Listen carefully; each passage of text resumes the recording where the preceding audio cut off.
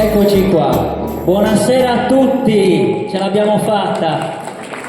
Non so se avete notato, abbiamo fatto qualche corsa, ma in genere è sempre così. Allora, grazie davvero, perché qua veramente c'è mezza Sardegna stasera.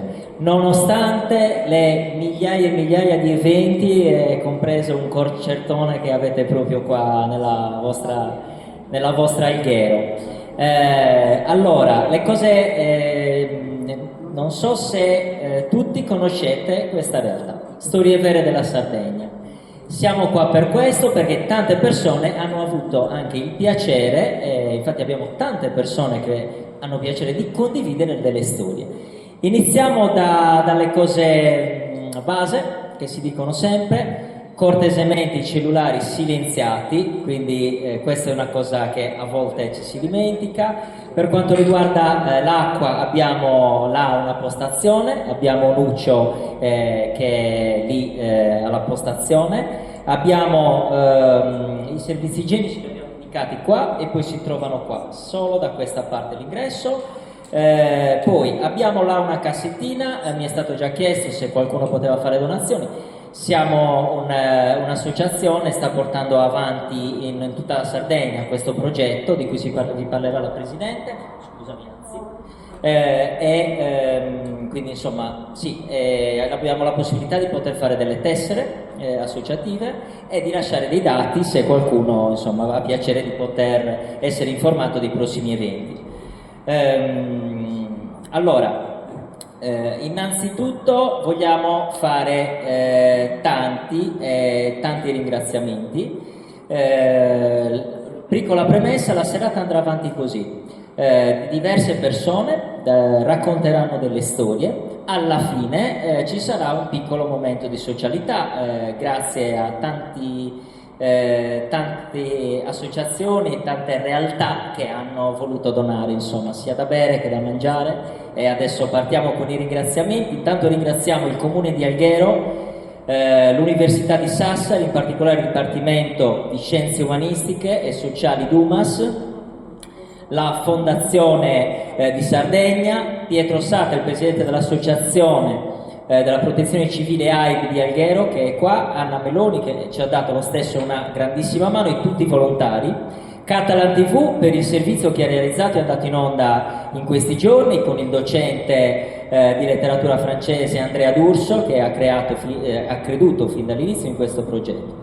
Un grazie speciale alla pizzeria Sant'Agostino, alla libreria Vademecum, all'Asilo Nido Girotondo, alla casa editrice Nema Press Edizioni, all'associazione Salpare, Chardin Art Web, che ha realizzato la piattaforma web Storie Vere della Sardegna, dove potete ascoltare, dove anche le storie di stasera potrebbero essere inserite, e appunto oggi Chardin Art Web ci coadiuva con l'aspetto della fonica e delle proiezioni. Un forte ringraziamento alle cantine Rigatteri, alle cantine Selle Mosca, alla panetteria pasticceria Carmelo Giano, alla pasticceria caffetteria Tarragona e all'Isola della Frutta, che hanno appunto fatto omaggio di questo piccolo buffet di cui vi accennavo. Allora, per quanto riguarda i ringraziamenti istituzionali, il dottor Mimo Pirisi, non è riuscito a essere presente, ma insomma ringrazia da parte sua e da parte di tutto il Consiglio Comunale tutti voi per questa presenza così calorosa. Io darei innanzitutto la parola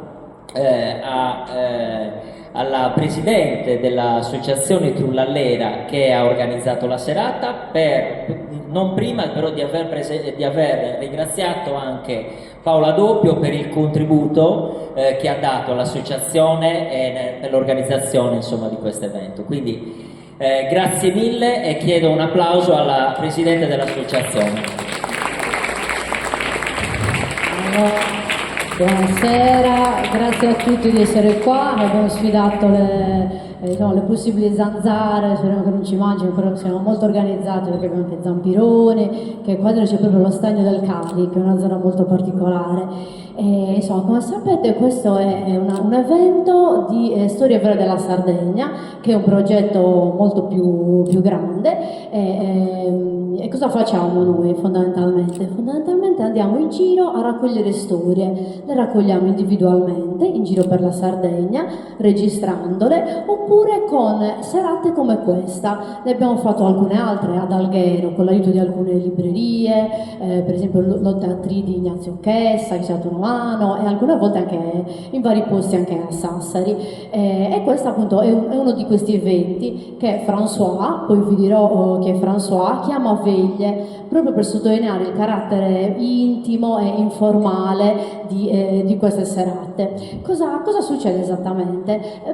Una cosa molto semplice, noi raccogliamo delle storie da chi ha voglia di raccontarle e di condividerle. È una cosa molto semplice, molto informale, non ci sono particolari, non c'è nessuna limitazione di tema, è tutto molto libero, ci sono soltanto alcune piccole regole.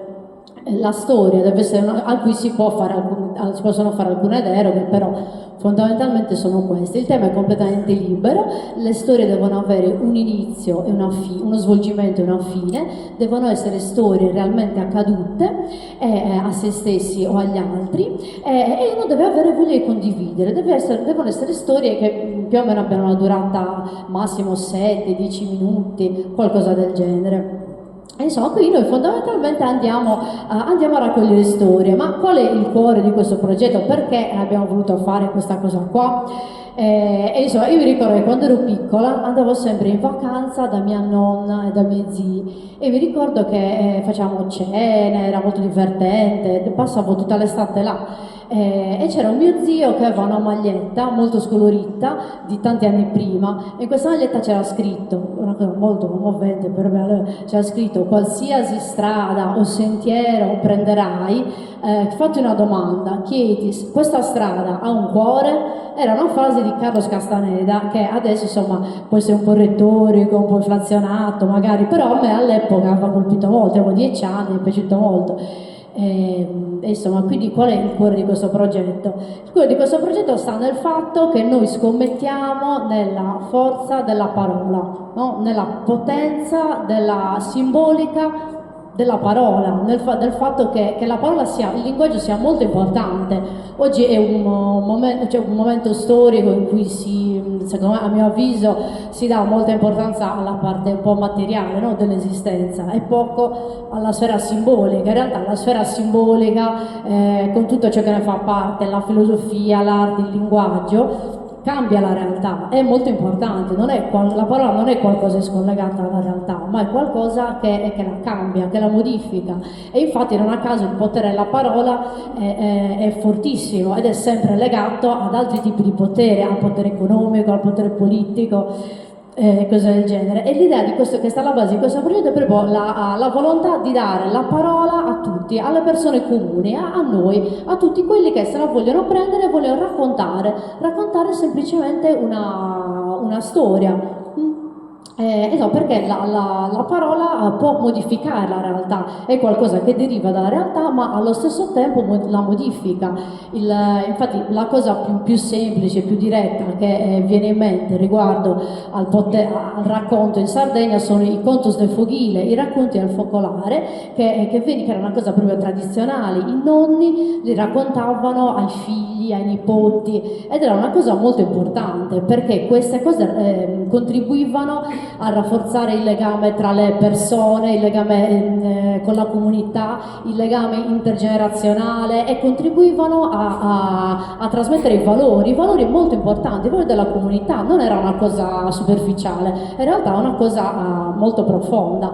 Adesso oggettivamente gli spazi di parola, di condivisione, di relazione si sono ridotti molto, ci sono altre cose, però sicuramente gli spazi di relazione sono molto ridotti rispetto a prima, e quindi una delle cose interessanti di questo progetto è proprio creare occasioni di incontro, e in cui vengano incentivate le relazioni anche, che prima era una cosa molto più semplice, adesso c'è molto più isolamento, molto più individualismo, quindi è cose che sono molto interessanti, ma secondo me. Ma come è nato questo progetto? Questo progetto è nato perché in realtà noi qualche anno fa conoscemmo uno scrittore che vive a Marsiglia, che si chiama François Bon, è un romanziere che scrive libri di finzione, è stato pubblicato da case editrici anche importanti come Gallimard, in Italia è stato tradotto in italiano da una casa editrice di Pisa che si chiama Astarte.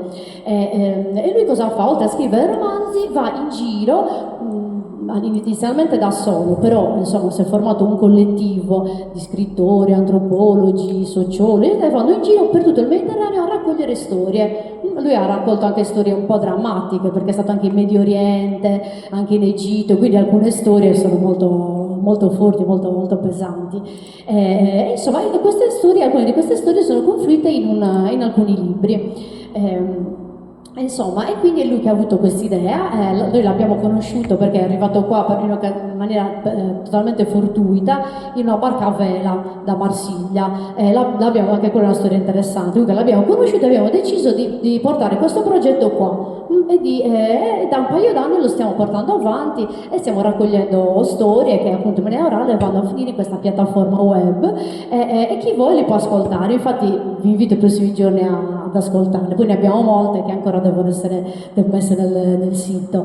Però a sua volta François non ha inventato lui questo progetto qua, o meglio ha preso ispirazione da un altro scrittore che si chiama Paul Auster, che è uno scrittore che ha scritto un libro che si chiama True Stories e che all'inizio del Novecento aveva un programma radiofonico e che aveva invitato tutti gli americani a chiamare la radio e raccontare delle storie, le storie che volevano, e qui la radio era stata inondata dalle chiamate e allora lui da questo ha capito quanto le persone avessero voglia e bisogno di parlare e quindi ha scritto questo libro qua, True Stories, che François ha letto e ha deciso di portare questa cosa qua anche in Sardegna. Insomma, quindi l'inizio è stato questo. Insomma, la parola poi è molto importante, vi ricordate a proposito della radio, che era George Orwell, forse aveva letto La guerra dei mondi alla radio e tutti pensavano che ci fosse veramente un'invasione aliena. Poi insomma gli americani un po' così, però pensavano ci fosse veramente questa invasione, per cui la parola è veramente molto importante. Insomma niente, poi qua siamo in un posto molto bello, infatti quindi oltre a ringraziare chi di fatto ha organizzato in maniera pratica questo evento, che sarebbero Carlo Mura, Mario Carta, Paola Doppio, che è poi insomma il presidente del consiglio comunale. In realtà è anche molto interessante la storia di questo posto, Villa Maria Pia, forse voi la conoscete meglio perché molti di voi magari sono di Alghero.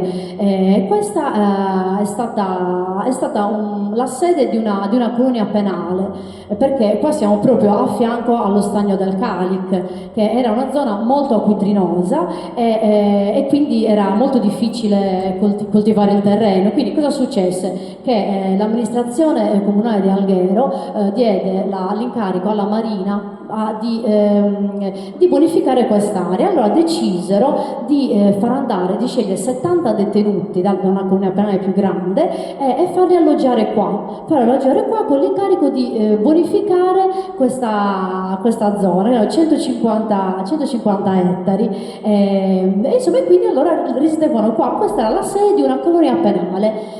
Poi insomma con l'andare del tempo questa fu la sede dell'ente di bonifica a Ferrarese e molte delle famiglie ferraresi si trasferirono qua sempre con l'intento di bonificare il territorio, e ci sono delle storie interessanti sulle storie delle ferraresi arrivate qua. Pare che i sardi, insomma i sardi sono un po' scuri, no? Di carnagione, invece queste ragazze di Ferrara erano bionde, quelli che azzurri molto alte, e molti algheresi si erano innamorati di queste ragazze e quindi ci provavano in maniera anche un po' insistente. E allora pare che dal pulpito della chiesa a volte il prete dicesse non lasciate stare le bionde in bicicletta, lasciate perdere, come si vede, perché poi queste tra l'altro andavano in giro in bicicletta e questo è uno dei motivi per cui in Alghero si va un po' in giro in bicicletta. Insomma, vabbè, questo posto ha uno spirito molto particolare, il genius loci, no? Se così si può dire. E noi qua in Sardegna a volte per ragioni storiche, sociali, eccetera, siamo abituati a averci un po' marginali. In realtà non è vero, la Sardegna era il centro del Mediterraneo, il Mediterraneo era il Mare Nostrum e il Mare Nostrum era il centro del mondo, per cui la Sardegna è sempre stata attraversata da dinamiche storiche, sociali, di potere di tutti i tipi. E infatti la cosa interessante anche raccogliendo queste storie è il fatto che le storie individuali, intime, eccetera, spesso si intrecciano con storie grandi, con storie che fanno parte della storia con la S maiuscola. E quindi questo è anche molto, molto interessante. Va bene, niente, do il microfono a Carlo, grazie. Grazie mille. Stavamo rendendo conto della bellezza di quanto le storie richiamino il piacere di raccontare storie di qualche anno fa e recenti, e poi vedremo come si incastrano tante storie, quelle di ieri e di oggi, richiami così tante persone. Ne parlavamo proprio ieri ed è in questo bellissimo luogo che abbiamo avuto il piacere, e anzi abbiamo il piacere di vivere oggi e di far vivere anche grazie alle prime storie che adesso andiamo a raccontare. O meglio ad ascoltare, perché io non racconterò le storie. Chiedo di avvicinarsi Barbara Barreca, che è counselor, autrice anche di un libro, Una porta verso il cielo, e ci racconterà, ci leggerà. Facciamo un applauso a tutti quanti quelli che arrivano qua, capito? Così ci aiutiamo a vicenda. Qua abbiamo anche una luce, se ti vuoi avvicinare qua. Cosa volevo dire? Che ci leggerà due storie di François Bon. François Bon che ha pubblicato, come diceva, che ha nominato prima Alessia, e ha pubblicato anche due libri, e quindi da questi due libri Barbara ha selezionato le due letture. Quindi grazie mille a Barbara che ci ha dato questa possibilità anche, insomma, di prestare la voce.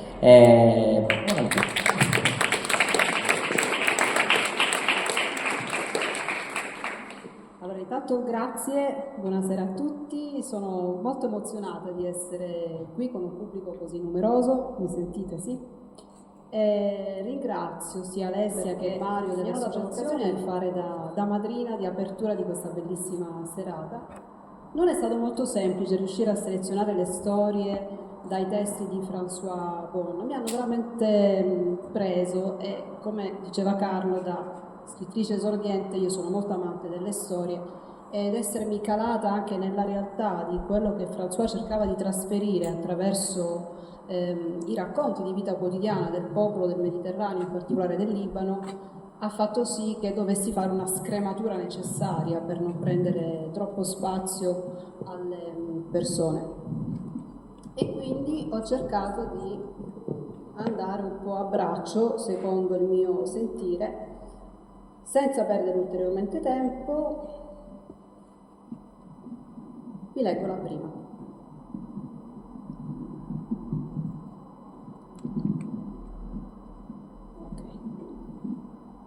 Questa storia me l'ha tramandata mio zio, mi dice Safà. Suo figlio aveva 4 anni e parlava appena. Un giorno va a trovare suo padre e gli dice che devono andare a Tripoli per saldare un debito. Cosa stai dicendo? Suo figlio ripete: Baba, Tripoli, soldi, restituire soldi. Così un pomeriggio mio zio lo fa salire in macchina.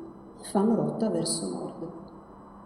Appena arrivati, il figlio gli dice: parcheggia là.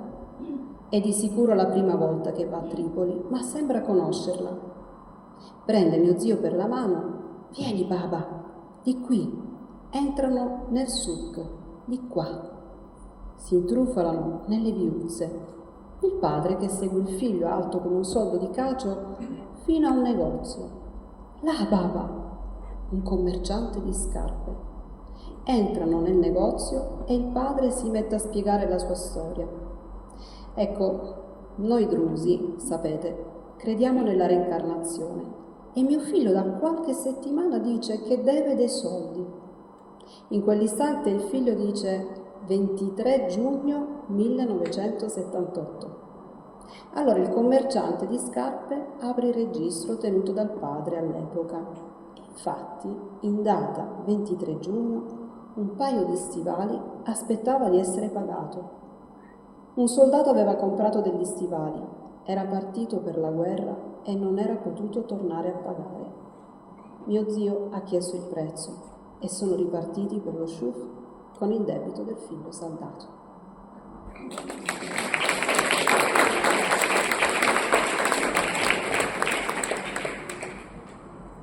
L'altra è un po' sullo stesso stampo, ve lo anticipo, ho proprio una passione per queste storie. Mi chiamo Adia, mia madre è morta 3 anni fa. Vado a trovarla spesso al cimitero di Bab el-Anel a Tripoli per innaffiare le piante. L'ultima volta ci sono andata all'inizio del Ramadan e ho visto un gallo bellissimo, fantastico, con le piume rosse e blu e la coda verde, che cantava. La tomba di mia madre è circondata di fil di ferro, perché ci sono i vandali. A volte la gente viene qui per drogarsi, per birra, visto che è un luogo protetto. Mi avvicinavo, ma il gallo mi bloccava il passaggio. Provavo a passare a destra, poi a sinistra, ma mi seguiva e mi beccava attraverso i pantaloni, continuando sempre a cantare. Mi dicevo, ehi tu bel gallo, ma perché non mi lasci visitare mia madre? Ripensavo a quello che lei mi ripeteva quando ero bambina. Quando il gallo canta, che fa? Benedice Adia. Quando l'uccello canta, che fa? Benedice Adia. Quando il gatto miagola, che fa? Benedice Adia. Mi ero fatta l'idea che la presenza di quel gallo fosse positiva, anche se mi beccava e mi feriva a sangue. Cercavo di scacciarlo con una busta di plastica trovata lì. Poi ho realizzato che quella che sembrava una cacca davanti alla porta tra le lattine di birra non era affatto immondizia, ma un serpente. Il gallo era stato mandato lì per salvarmi. Mentre innaffiavo le piante, ho pensato che quel gallo doveva essere stato qualcuno della mia famiglia venuto a soccorrermi.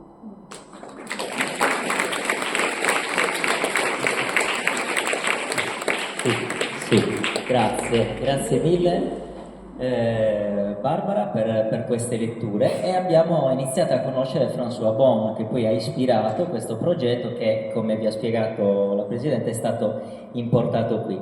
Allora avete un po' iniziato a capire quello che è il format, si dice, no? Questa parola un po' strana, comunque lo schema che in generale viene utilizzato appunto perché è quello che è stato indicato proprio da François per Histoire vraie des Méditerranée, perché il progetto appunto è nato a Marsiglia. Quindi chiedo quindi a tutti, le persone che adesso chiamerò, di leggere o raccontare una storia stando in pochi minuti di tempo, in modo per dare la possibilità a tutti, insomma, di poter leggere la loro storia. La storia, come avete visto, deve avere un inizio, uno svolgimento e una fine. Sembra una cosa banale, ma non è scontato. Sì, forse un pochettino più alto, mi dicono, mi fanno cenno.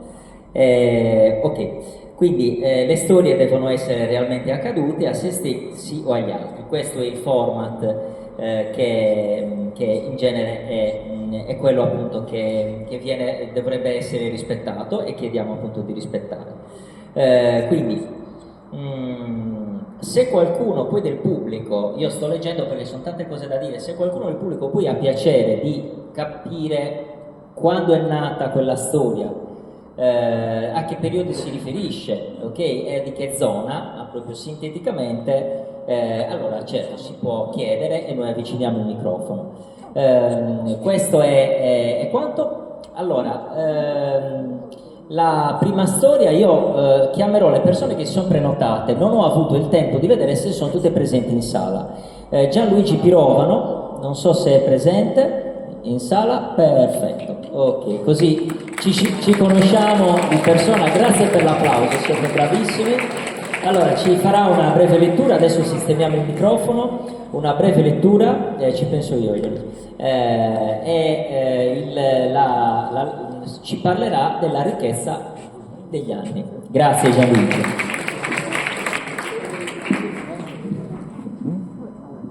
Pronto? Oh, bene.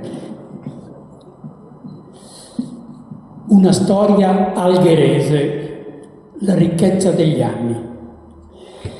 Iniziata il 1 maggio 2014, l'esperienza dello spazio sociale inclusivo di Respubblica ha operato ad Alghero fino al dicembre del 2022, coinvolgendo ogni tipo di persona e offrendo ogni tipo di attività gratuitamente. Ora lo spazio comunale è chiuso ed è in ristrutturazione. Nel novembre del 2023 nasce ad Alghero una nuova idea su come fare attività socioculturale gratuita in assenza di uno spazio dedicato, e parte da dei pensionati. Gli anni sono una ricchezza? Beh, ad Alghero sembra proprio di sì. Un gruppo di pensionati si è reso conto di avere in mano un ricco patrimonio di conoscenze, e perché tenersele? Hanno messo in piedi la ricchezza degli anni, persone che donano quello che la vita gli ha insegnato. Ha iniziato uno psicologo dell'ex Respubblica donando uno sportello di ascolto, conferenze di psicologia, incontri di psicologia nelle scuole, una scuola per genitori. Ha continuato un intrecciatore di foglie di palma nana, anche lui un ex di Respubblica. Poi un esperto di computer, un docente di storia e filosofia, un londinese che insegna inglese, eccetera, eccetera. Siamo arrivati oggi a circa 40 attività gratuite fatte da 37 animatori. Ma l'idea del dono ha colpito anche persone in piena attività. Mi dicono: voglio fare l'esperienza di donare una parte del mio lavoro. Ecco allora dei professionisti in attività che danno un pezzetto del loro lavoro gratuitamente. Un'esperta del mondo Munari che anima gratuitamente alcuni gruppi, un docente dell'Università di Urbino che fa lezioni di storia dell'arte, una cantante che avvicina al canto, degli esperti di crescita personale che fanno incontri gratuiti e così via. Dicevo che a gestire le 40 attività gratuite ci sono oggi 37 animatori. Metà siamo pensionati, l'altra metà sono persone in attività. Alcune attività continuano anche d'estate. Lo sportello di ascolto, le conferenze di psicologia, alcuni gruppi di lettura, l'avvicinamento al canto, la consulenza odontotecnica, un medico in pensione che va gratuitamente nelle case, gli incontri di aromaterapia, i libri viventi, il mese scorso anche un concerto e così via. E ad ogni settembre si riparte al completo. Di frequente le persone chiedono come ringraziare, allora indichiamo un IBAN dove le persone possono donare e poi tutto, ogni mese, va in beneficenza. Ma vi chiederete, ma dove si svolgono tutte queste attività in assenza di uno spazio dedicato? In quali spazi? Se alcune attività si svolgono in rete, la maggior parte si svolge in presenza ad Alghero, in spazi messi a disposizione gratuitamente da persone private, case private, studi privati, il teatrino, spazi parrocchiali, studi di professionisti, librerie e così via. Tutto gratuito nella logica del dono. Ora si è unita anche Olmedo con un'attività di psicologia e presenza, perché qualunque località può far partire iniziative gratuite in presenza o via web, utilizzando l'idea del dono, autonomamente o collegandosi alla ricchezza degli anni di Alghero. L'associazione socioculturale Sadomo de Totus di Sassari ha fatto partire da poco la ricchezza degli anni e altre località si stanno interessando a questo progetto nato ad Alghero.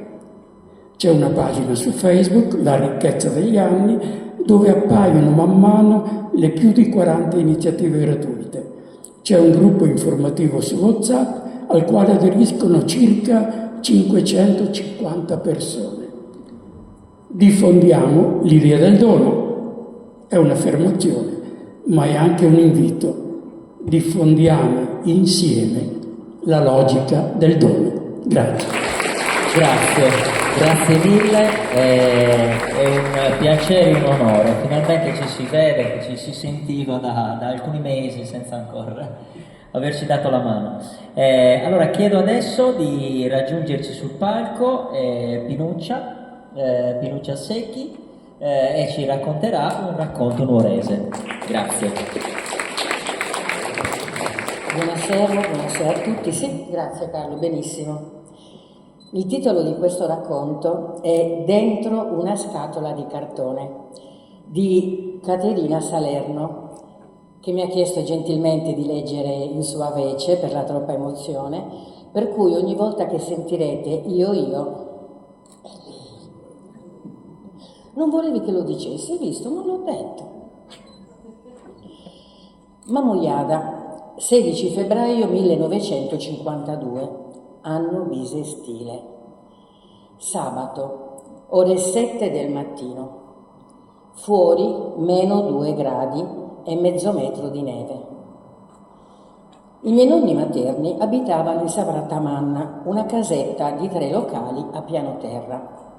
La cucina era molto grande. Nel caminetto, che occupava mezza parete, ardevano 2 grossi tronchi di radice d'ulivo che scoppiettavano scintille di fuoco. Di lato, sopra un trepiede di ferro battuto, una caffettiera in ferro smaltato teneva in caldo il caffè di cicoria. In mezzo al camino, appeso a un gancio, un paiolo di rame con l'acqua calda. Quel giorno a casa dei nonni c'era aria di festa. La loro seconda figlia Bustiana si sarebbe sposata alla messa delle 9. Bisnonna Mallena e nonna Marietta erano già vestite con gli abiti buoni e aiutavano la sposa a vestire il costume di Mamoiada. Mia mamma era seduta vicino al camino, in silenzio. Era al 7° mese di gravidanza.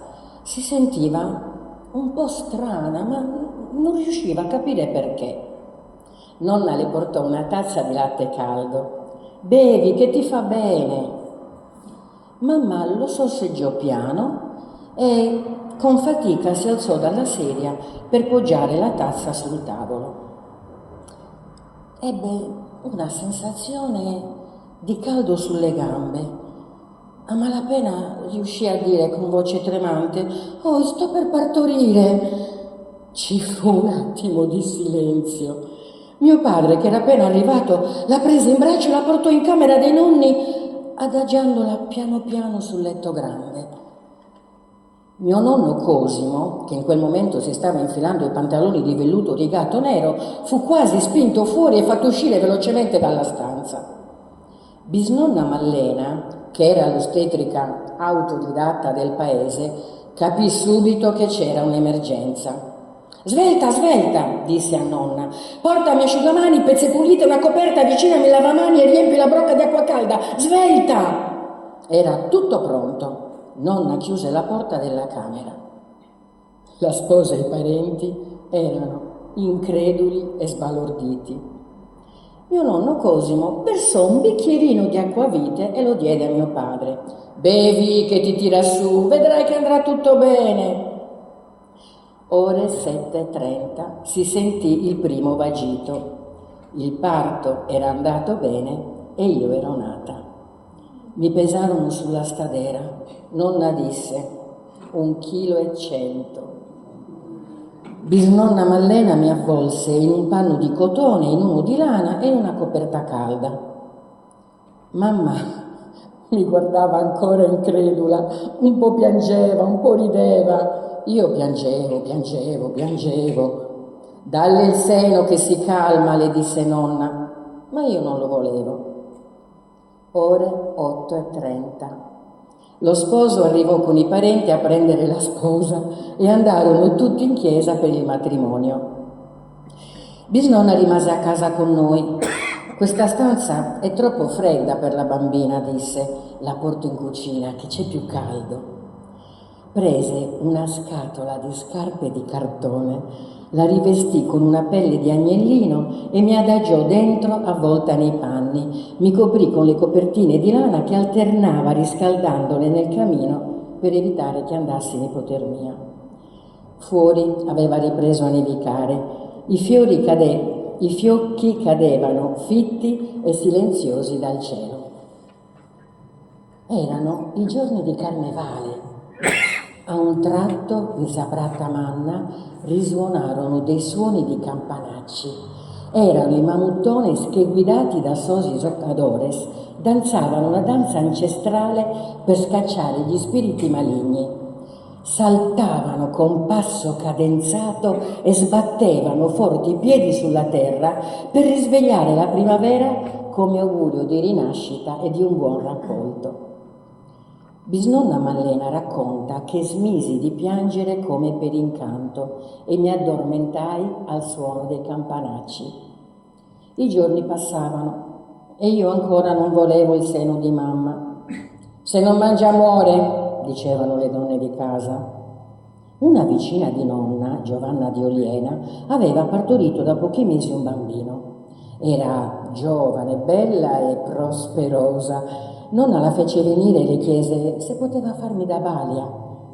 Giovanna mi prese in braccio, mi avvicinò al suo seno e iniziai a ciucciare quel latte. Dopo il primo mese pesavo 1,3 kg, al secondo 1,5 kg, ma la mia vita era sempre appesa a un filo. Fu così che le donne di casa decisero di chiamare il prete della chiesa di Loreto e di farmi dare il sacramento del battesimo. Ricevetti il battesimo e anche l'olio santo. Fu una specie di veglia funebre. Mi piangevano recitando il rosario, ma nonna e bisnonna bisbigliavano altre preghiere che solo loro sapevano. Fu ordinata anche una cassettina di legno che tenevano dentro l'armadio. Mio nonno le sgridava e diceva: lasciatela in pace, questa vive più di voi. La mia mamma di latte continuava ad allattarmi con pazienza e amore. Chizza mea, mandiga, sino non ti che morisi. Arrivai al terzo mese e finalmente abbandonai la mia cassettina di cartone. Ero cresciuta di altri 200 grammi e pesavo 1,7 kg. Per la prima volta mamma, con l'aiuto di nonna, riuscì a vestirmi una magliettina a maniche lunghe su Urittu e un panno su Manteddu. I miei genitori decisero di portarmi all'ospedale di Nuoro e farmi visitare da un medico. È molto debole, un poco anemica, disse il dottore. Bisogna darle un po' di sangue dalla mamma a lei. E fu così che una volta a settimana per 2 mesi mi portarono in ospedale. Con una siringa toglievano il sangue da mamma e piano piano lo iniettavano a me nelle mie minuscole vene. Mi facevano anche gli impacchi con l'alcol per far sì che il sangue non coagulasse. Al 5° mese ero più vispa, le guancette erano colorate di rosa e iniziavo a sorridere. Stavo decisamente meglio. Lasciai la casa dei nonni e andai nella mia con i miei genitori. Nella vita ci sono cose che accadono e sono quasi inspiegabili. Nel 1952, dentro una scatola di cartone, ho passato i primi mesi della mia vita. Sono sopravvissuta circondata da affetto, amore, preghiere, magie e incantesimi. Quel 16 febbraio in Savrata Manna passarono i mamuttones e i adores, danzando a passo cadenzato una danza ancestrale. I suoni dei campanacci hanno allontanato gli spiriti maligni. Quel battere forte di piedi sulla terra, quel rito propiziatorio arcaico mi hanno trasmesso tutta l'energia della terra, degli astri, del sole e della luna. E oggi sono qui a raccontare il primo intenso capitolo della mia vita, grazie a mamma, a bisnonna Mallena, a nonna Mariedda, a Giovanna di Oliena e a Pinuccia che l'ha letta.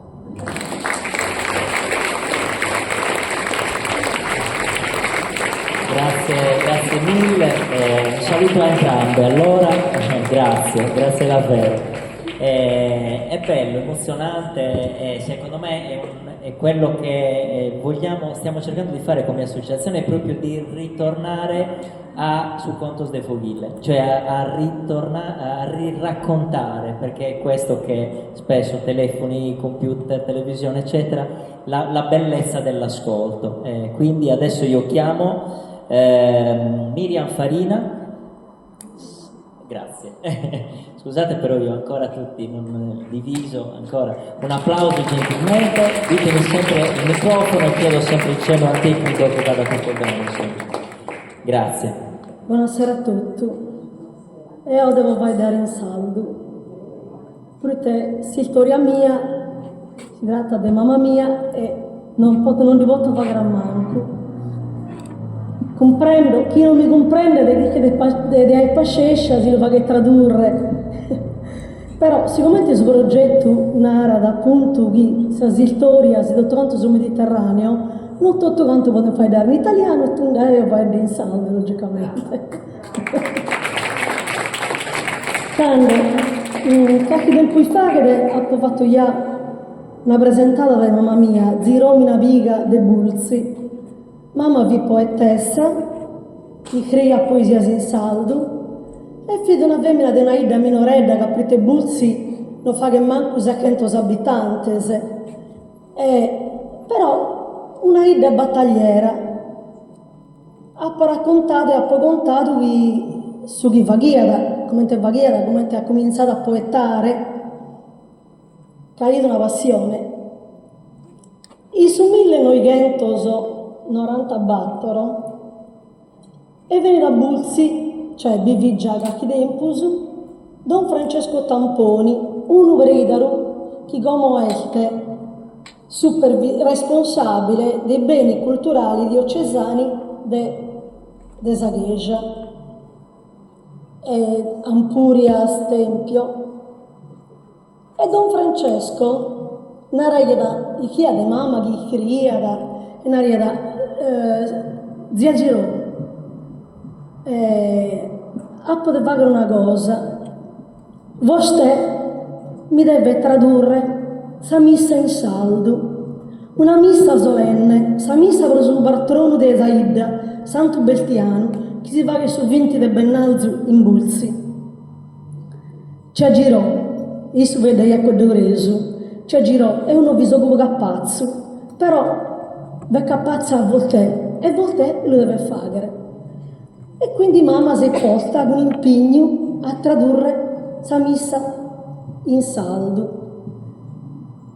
Naturalmente va posto impegno, battoldi di mese per resescere ai crei questa cosa. Battoldi di mese da poi l'hanno fatta correggere dall'istituto Bellieni, la correzione giusta, questa cosa giusta. Il che è successo? Che in battoldi di mese questa popolazione andai ad ogni zero, si riuniva in chiesa per poter leggere bene questa missa, che per tenere tutto canto non baia più gente capazze. E quindi per poter leggere bene questa missa e per non fare brutte figure che devi bene un signore. E quindi per battoldi di mese questa gente d'ogni sera andava da chiesa a fare il culto di ribaglio.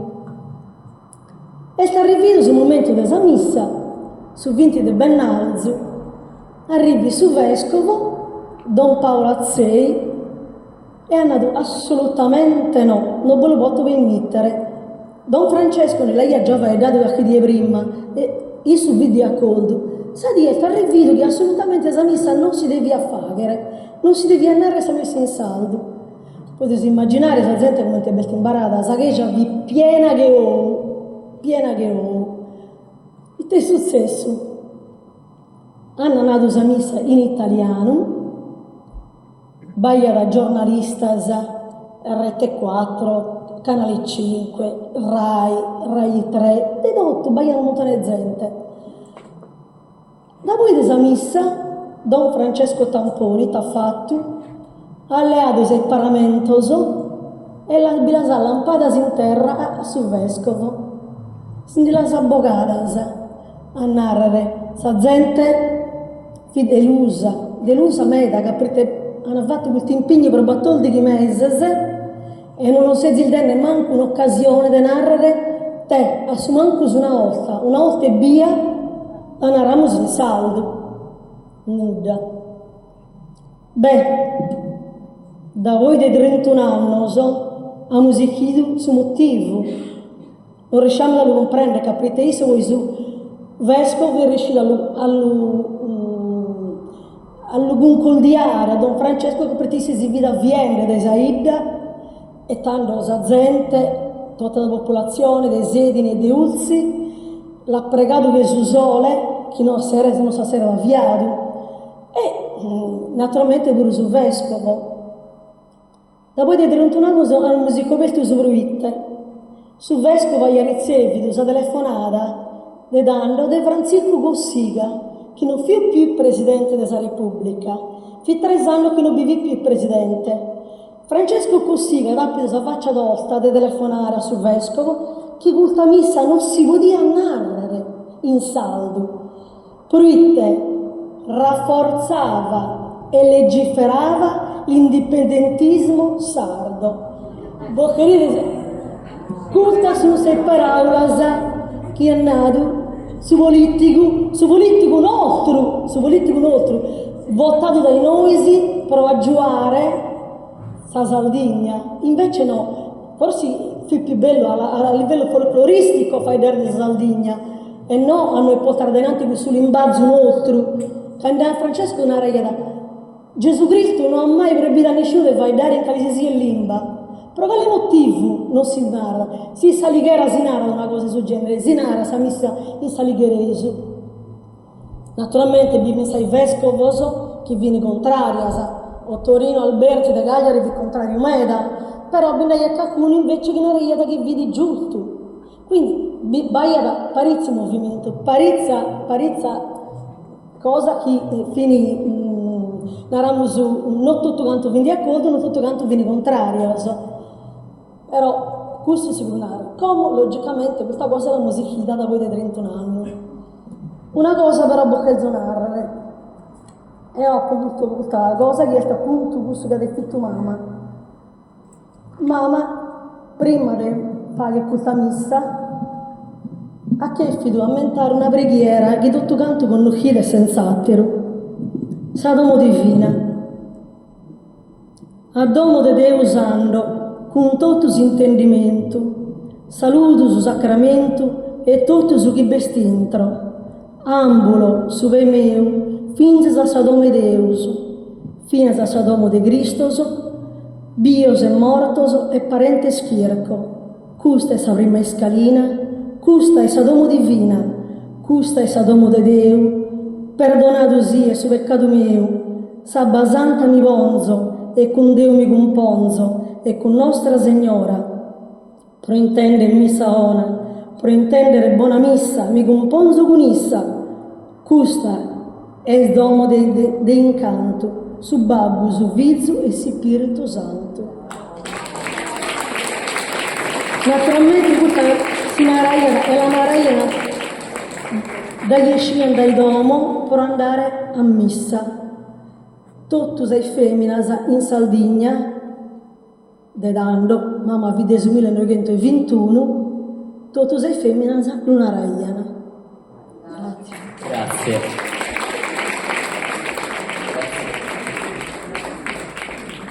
Allora, adesso sistemiamo questo microfono, così andiamo un attimo avanti, c'è questo piccolo problema.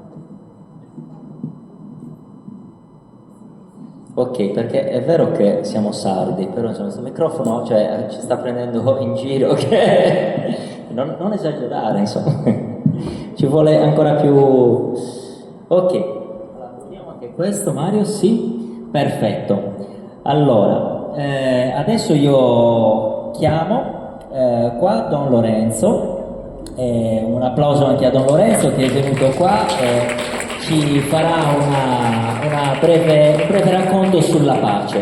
Poi, grazie. Come c'è Eveli, ma prima di tutto un cordiale saluto a tutti voi. Scusa per la voce, corde vecchie con l'umidità si intimidiscono. C'è anche Eveli perché questa esperienza l'abbiamo vissuta insieme nel 2003. L'altra sera stavamo lì a San Francesco parlando un po' di Gaza e Paolo mi ha detto: perché non vieni a raccontarci qualcosa? Io ho detto: fammi capire che te vai da. Va bene che trullallera, faccio complimenti, trullallera in sardo vuol dire tante cose, sa, no? C'è un senso diretto e uno traslato. Diretto, trullallera e ripetere, ma trullallera, essendo da noi, vuol dire anche un po' gioca, fora, gai, così, come dicono in alghero, asci, all'alghero dicono asci, per amenizzare un po', visto il tema che ho accennato. E quindi mi ha detto: venga a raccontare un po'. Allora ho detto, visto che stiamo parlando molto di questa tematica della guerra, vorrei raccontare invece un'esperienza del post-guerra che abbiamo vissuto con Eveli e altri giovani di Alghero che facevano parte di questo centro di educazione alla pace e alla mondialità della Caritas diocesana.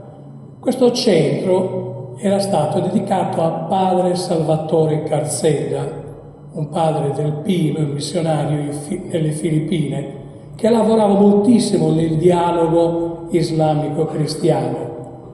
Alla fine di una giornata bellissima di incontro tra le diverse esperienze religiose e non solo, purtroppo questo sacerdote fu ucciso proprio da fanatici che non avevano l'idea del dialogo, avevano altre idee. E noi abbiamo dedicato a lui questo centro. Come centro, come gruppo di 9 persone, siamo stati a Banja proprio tutto questo, il quadro è il dissolvimento dell'impero jugoslavo. Tra croati, serbi, bosniaci, se ne sono dati di tutti i colori. Noi arriviamo in questa fase delicatissima dove all'interno della diocesi di Banja Luka si cerca di lavorare in modo particolare con i giovani per far incontrare croati, serbi, musulmani, cristiani, ortodossi. E nasce questa scuola della pace alla quale per una serie di coincidenze noi siamo stati invitati. E ci siamo trovati in questa esperienza, quindi noi dalla Sardegna, poi ragazzi serbi, croati, bosniaci, musulmani, ortodossi, cristiani e cattolici. Una bella miscela. Sempre per amenizzare il tema, a fine di questo incontro abbiamo fatto una grandissima festa. In quell'occasione, che non ho mai cantato Tamas e niente di particolarmente impegnativo di sardo, poi è venuta fuori anche questa gara extra, molto con rime non baciate ma stracciate, con grandi applausi di questi ragazzi che non capivano niente, chiaramente del sardo, ma questo ripetere bimbo, alla fine tutti facevano bimbo. Poi c'è anche la traduzione, noi abbiamo detto traduzione vuol dire bimbo, non esiste una traduzione.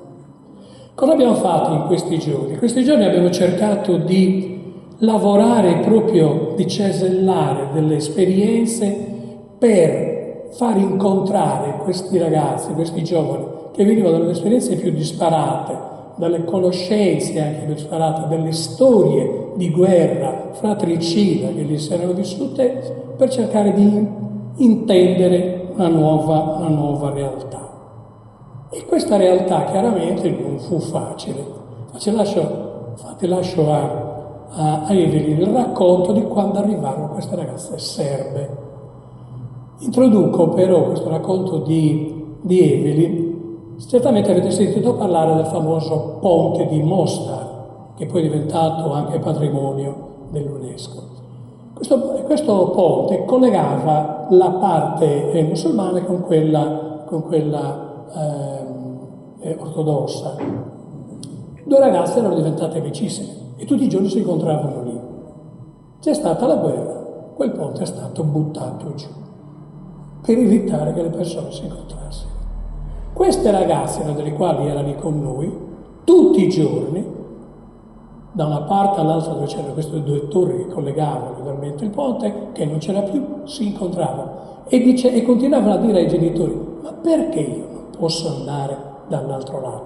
Poi l'ha capito un pochettino più da grande, ma per quell'età non era riuscita a cogliere questo. Evelyn vi racconta un po' questo passaggio dell'imbarazzo quando si sono ricontrati questi ragazzi provenienti da queste storie diverse, contrapposte. Ci dice un po' come l'abbiamo vissuto anche noi. Sì, brevemente, buonasera a tutti. È stata una bellissima esperienza nel 2003, fatta insieme a tanti giovani, a tanti ragazzi. Gli educatori erano un po' più grandi, avevano più ricordi della guerra diretti, raccontavano tutti i funerali dei loro amici, dei parenti a cui avevano dovuto assistere di volta in volta in continuazione, le famiglie disgregate, gli spazi distrutti. E appunto in questa scuola di pace a cui abbiamo avuto la fortuna di partecipare, si lavorava la mattina su attività che riguardavano la gestione del conflitto, lo stare insieme, la condivisione, e poi si alternava ad altre giornate in cui con le persone del posto si andava a dare una mano soprattutto alle persone più anziane che avevano delle case magari non avevano la possibilità di tenerle bene, di curarle, quindi si andava là per fare un po' di compagnia, tinteggiare la casa, stare insieme, e questi giovani appunto avevano provenienze diverse. Dopo i primi 2 giorni ci si è conosciuti, c'erano i ragazzi, andavano dai 14-15 ai 19 anni, i loro educatori di poco più grandi, i ragazzi più giovani avevano molti meno ricordi della guerra perché molti erano anche abbastanza piccoli. Era curioso, noi che eravamo assetati di racconti, di conoscenze su ciò che era avvenuto durante la guerra, che noi, come sta succedendo ora, vedevamo dallo schermo del televisore. La guerra in Bosnia è stata un po' dimenticata, ma è una guerra che abbiamo avuto dentro il nostro Mediterraneo. E quindi questi giovani tendevano a voler dimenticare, a non raccontare più di tanto tutto il dolore vissuto. E appunto dopo i primi 2 giorni erano in arrivo delle ragazze serbe. E c'è stato, abbiamo notato, insomma, abbiamo vissuto un po' questa forma di timore, un gelo iniziale tra giovani, tra i ragazzi, ma poi abbiamo potuto vedere subito che parlare insieme, la sera si giocava a carte, si andava a cercare qualche posto dove bere qualcosa, si chiacchierava, e man mano il quotidiano di queste giornate di scuola di pace consentiva di aprirsi di più e di parlare, di condividere, di raccontarsi, e quindi le appartenenze diverse che avevano diviso ferocemente tante delle loro famiglie, almeno nell'arco di quei giorni abbiamo potuto vedere che si scioglievano e smussavano gli angoli, perché avvicinarsi, conoscersi, parlarsi, dialogare, conoscere ciascuno la vita dell'altro consente di andare al di là di quelle che sono le differenze che noi poniamo, chi sono i serbi, chi sono i croati, chi sono i musulmani, chi sono i cristiani, chi sono i palestinesi, chi sono gli israeliani.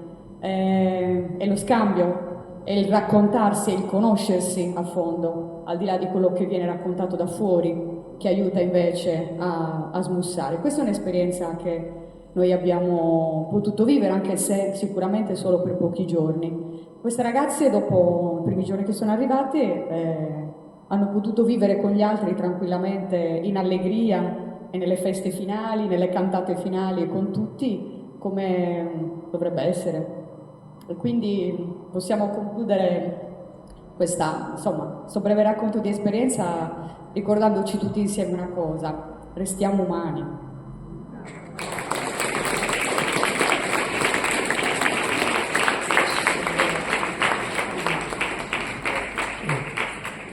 Vi riporto un po' sull'attualità, visto che Gaza ci sta un po' prendendo certamente il cuore e non solo.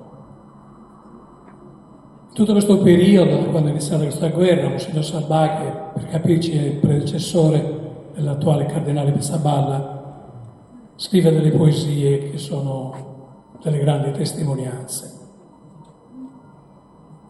210° giorno di guerra nel secondo anno di guerra. Salmo 79. Hanno fatto scorrere il sangue come acqua tutto intorno a Gerusalemme. Fino a quando, Signore? Troppo tempo è durato questo massacro. Così pregavo un anno fa, Signore, ma i giorni e i mesi sono passati senza che il mondo fermasse questi piani di morte. Oggi è un altro giorno di bombardamenti per un popolo ridotto alla fame. Che sia l'ultimo giorno di Gaza, Signore, quando arriverà il tempo della giustizia e della pace? Gli artefici della guerra hanno dichiarato che dopo aver distrutto completamente Gaza vogliono la conquista totale, vogliono lo sterminio. Hanno fatto scorrere il sangue come acqua. Quando arriverà, Signore, il giorno delle tue giuste sentenze, abbi pietà di noi. Anche voi in Italia, unite la vostra preghiera e scotete anche Dio, perché siano sfamati i milioni di abitanti della striscia sul baratro della carestia. Donaci tu, Signore, il pane per sopravvivere, come quel giorno nei villaggi della Terra Santa tu avevi sfamato la folla con 5 pani condivisi. Anche oggi 5 pani sono stati portati da chi non è indifferente al pianto degli affamati. Il pane per sopravvivere è arrivato con tantissimi camion, ma chi decide il massacro impedisce alla farina, alle medicine e ad ogni altro bene di passare il confine. In questa terra di fame, di sete e di morte, la gente grida aiuto, ma gli aiuti non vengono fatti passare perché muore di stenti. C'è un limite alla crudeltà degli uomini? Ogni giorno sembra l'ultimo per un popolo allo stremo. Signore, abbi pietà di tutti e non tardare. Chiudo con un articolo che è passato oggi nel giornale, andate a leggerlo sull'ANSA, 40 ore circa fa. La fonte governativa, attraverso un giornale israeliano, ha raccontato questa storia. Più di 1000 camion di alimenti sono stati sepolti e distrutti perché sono rimasti al sole e si sono rovinati. Quindi, dentro la striscia di Gaza c'è chi muore di fame, di buttare gli alimenti, di distruggerli. Siamo veramente alla pazzia. Buona serata a tutti. Grazie Don Lorenzo, ed è bello poter anche, bello non è bello, ma comunque è importante poter tornare anche all'attualità, e quindi insomma un doppio grazie, un altro applauso per favore, perché veramente tanti di noi stanno facendo tante di manifestazioni proprio su questa tematica e per fortuna ci si occupa. Chiedo di raggiungerci Maria Antonietta Pirrighetto, per la sua lettura, grazie al tecnico che ha sistemato anche il microfono, adesso lo ottimizziamo. Me lo prego. Sì.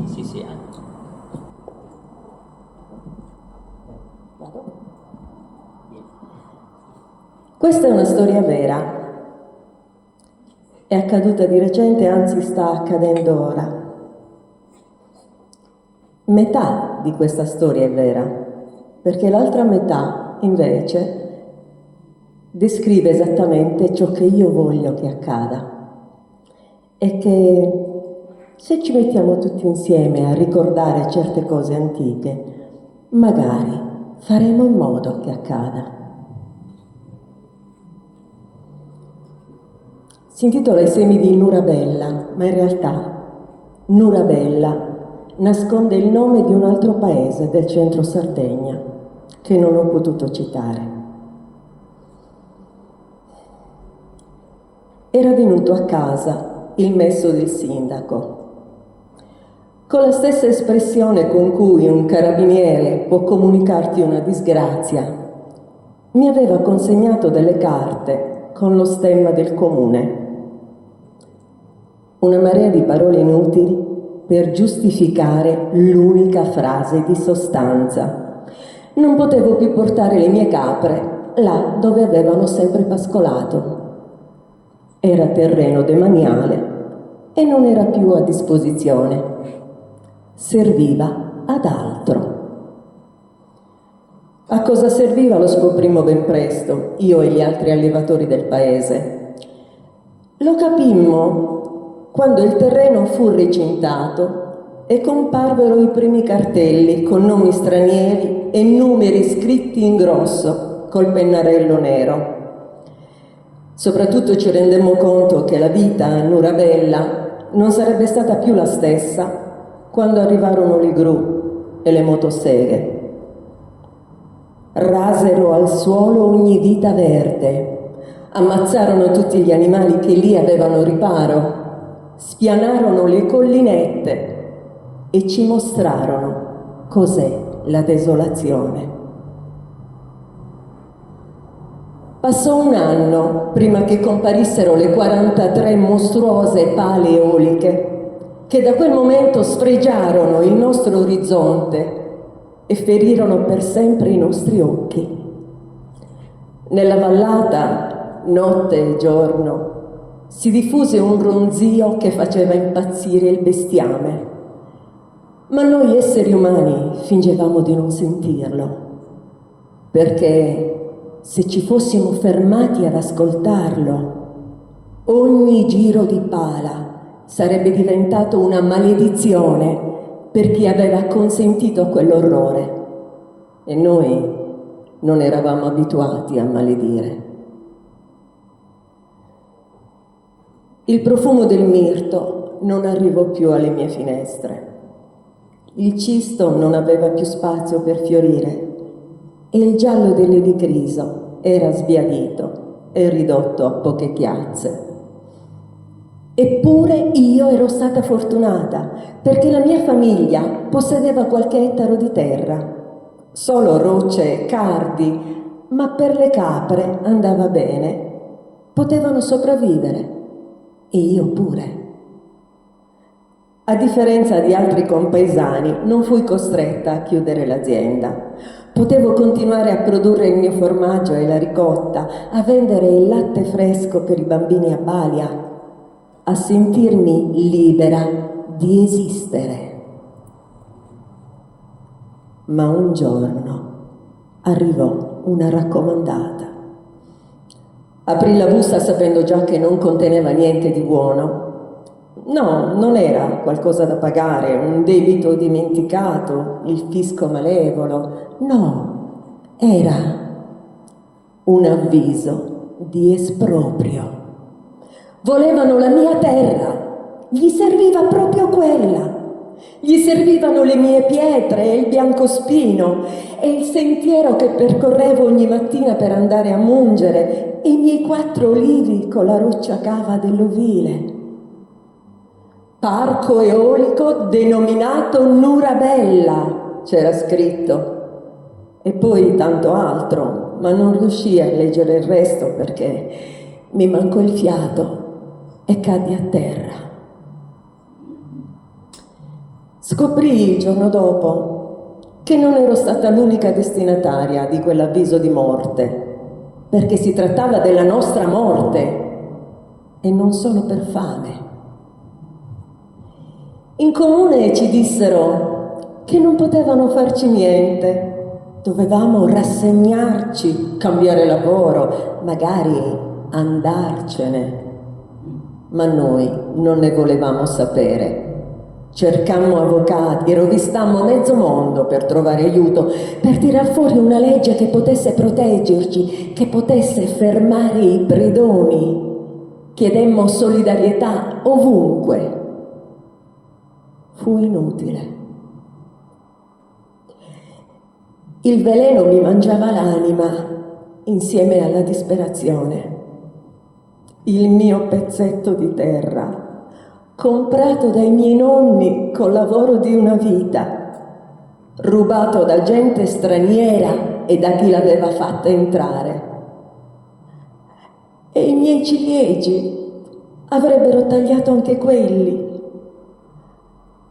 Al pensiero mi si strappava il cuore. E le capre? A chi potevo vendere le mie capre? Nessuno le avrebbe volute. Gli altri allevatori erano nelle mie stesse condizioni. Forse l'unica soluzione era lasciarle libere perché scegliessero loro dove andare, lontane dall'inferno che si stava preparando. Forse sarebbero riusciti a sopravvivere, avrebbero trovato cibo in qualche altura lontana, sarebbero diventate selvatiche. Più ci pensavo e più cresceva lo scoramento. Non c'era alcuna speranza. Finché arrivò lei. Non l'avevo mai vista prima, non so chi l'avesse chiamata. Dicevano venisse dalla Gallura, ma non ho mai capito il suo nome. La chiamavano solo Zia, con quella Z leggera tipica delle zone del nord. La prima volta la vidi mentre si inerpicava su per la collina che porta alla chiesa, col volto nascosto da uno scialle scuro, nonostante fosse già primavera inoltrata e tutto attorno fioriva. Piccola, un po' curva, ma col passo svelto, un sacchetto a tracolla dove ogni tanto infilava la mano per afferrare qualcosa che non riuscivo a definire. Piccoli semi, polvere, cos'era? Ne gettava manciate mentre passava, segnandosi e ruotando lentamente su se stessa. Quando, giorni dopo, la vidi entrare dal mio cancelletto di legno, non mi passò neanche per la testa l'idea di fermarla. Entrò, semplicemente, come fosse anche lei la padrona. E forse lo era.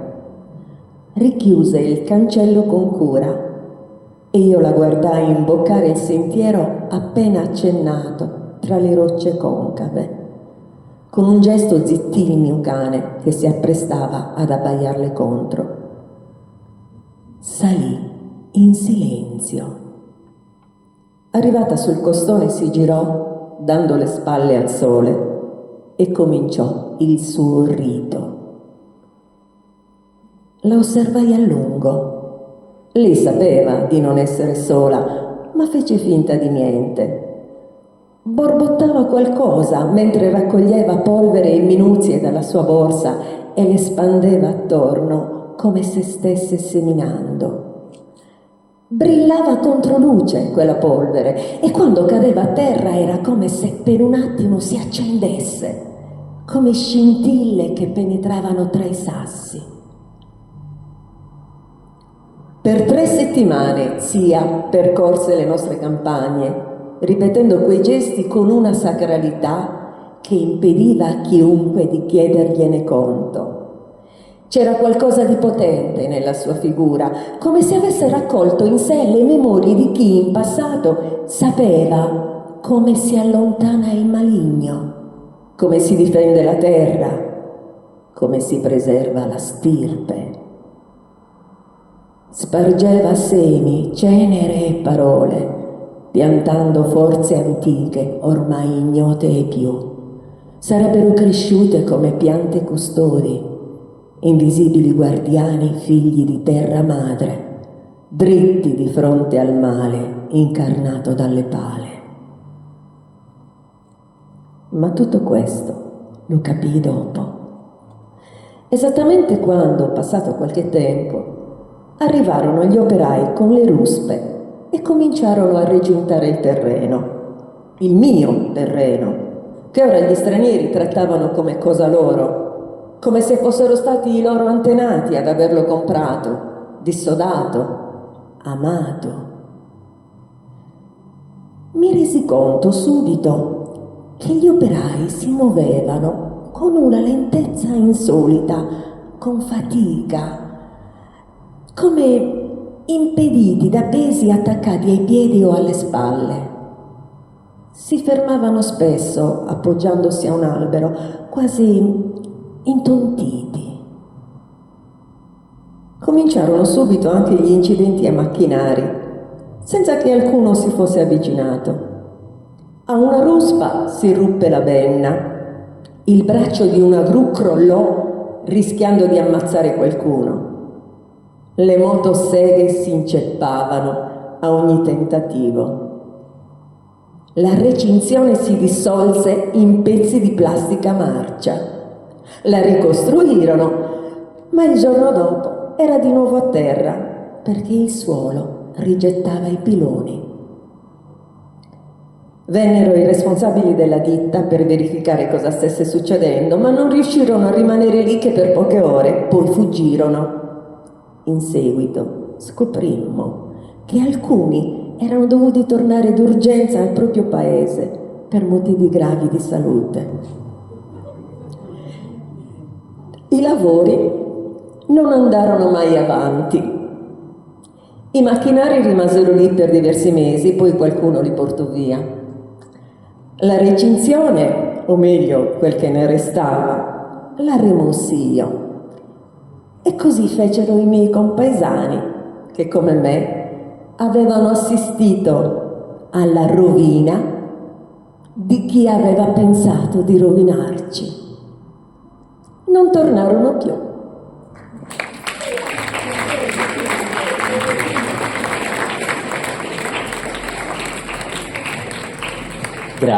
Grazie davvero.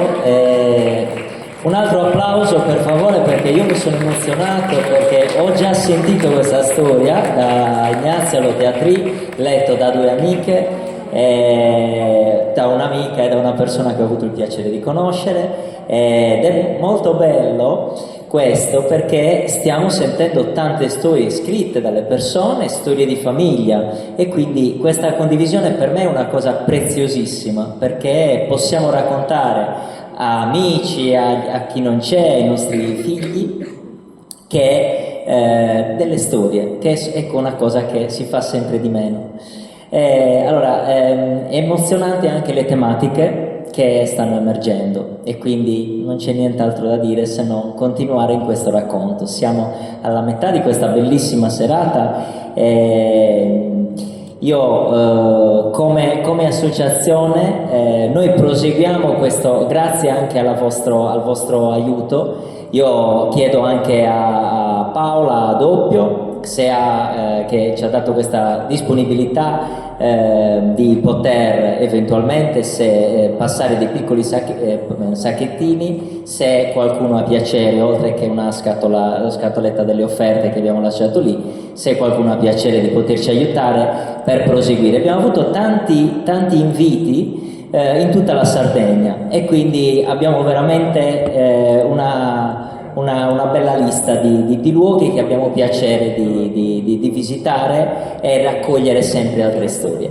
Quindi lì si possono anche lasciare i dati, lo dico per chi magari se deve andare via prima.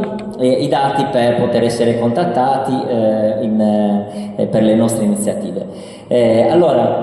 Quindi grazie Paola per questo, e adesso chiamo Christian che ci racconterà, se c'è Christian, non c'è? Ah, va bene, ok, perfetto. Allora procediamo, Lucia Cherchi da Tempio. Grazie, un applauso anche a Lucia, che devo dire che è una delle primissime persone che si è prenotata e ci racconterà, mi sentite? Sì? Ci racconterà farà una lettura. È una storia che viene da Siniscola, perché abbiamo detto che abbiamo veramente tanti paesi e tante storie da tutta la Sardegna. Ci dice anche il titolo lei, giusto? Grazie, grazie mille.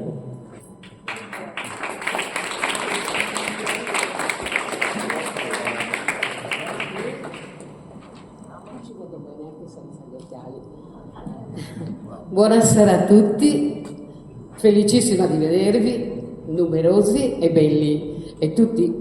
Chi è che ha inventato questo di metterci rosso e nero?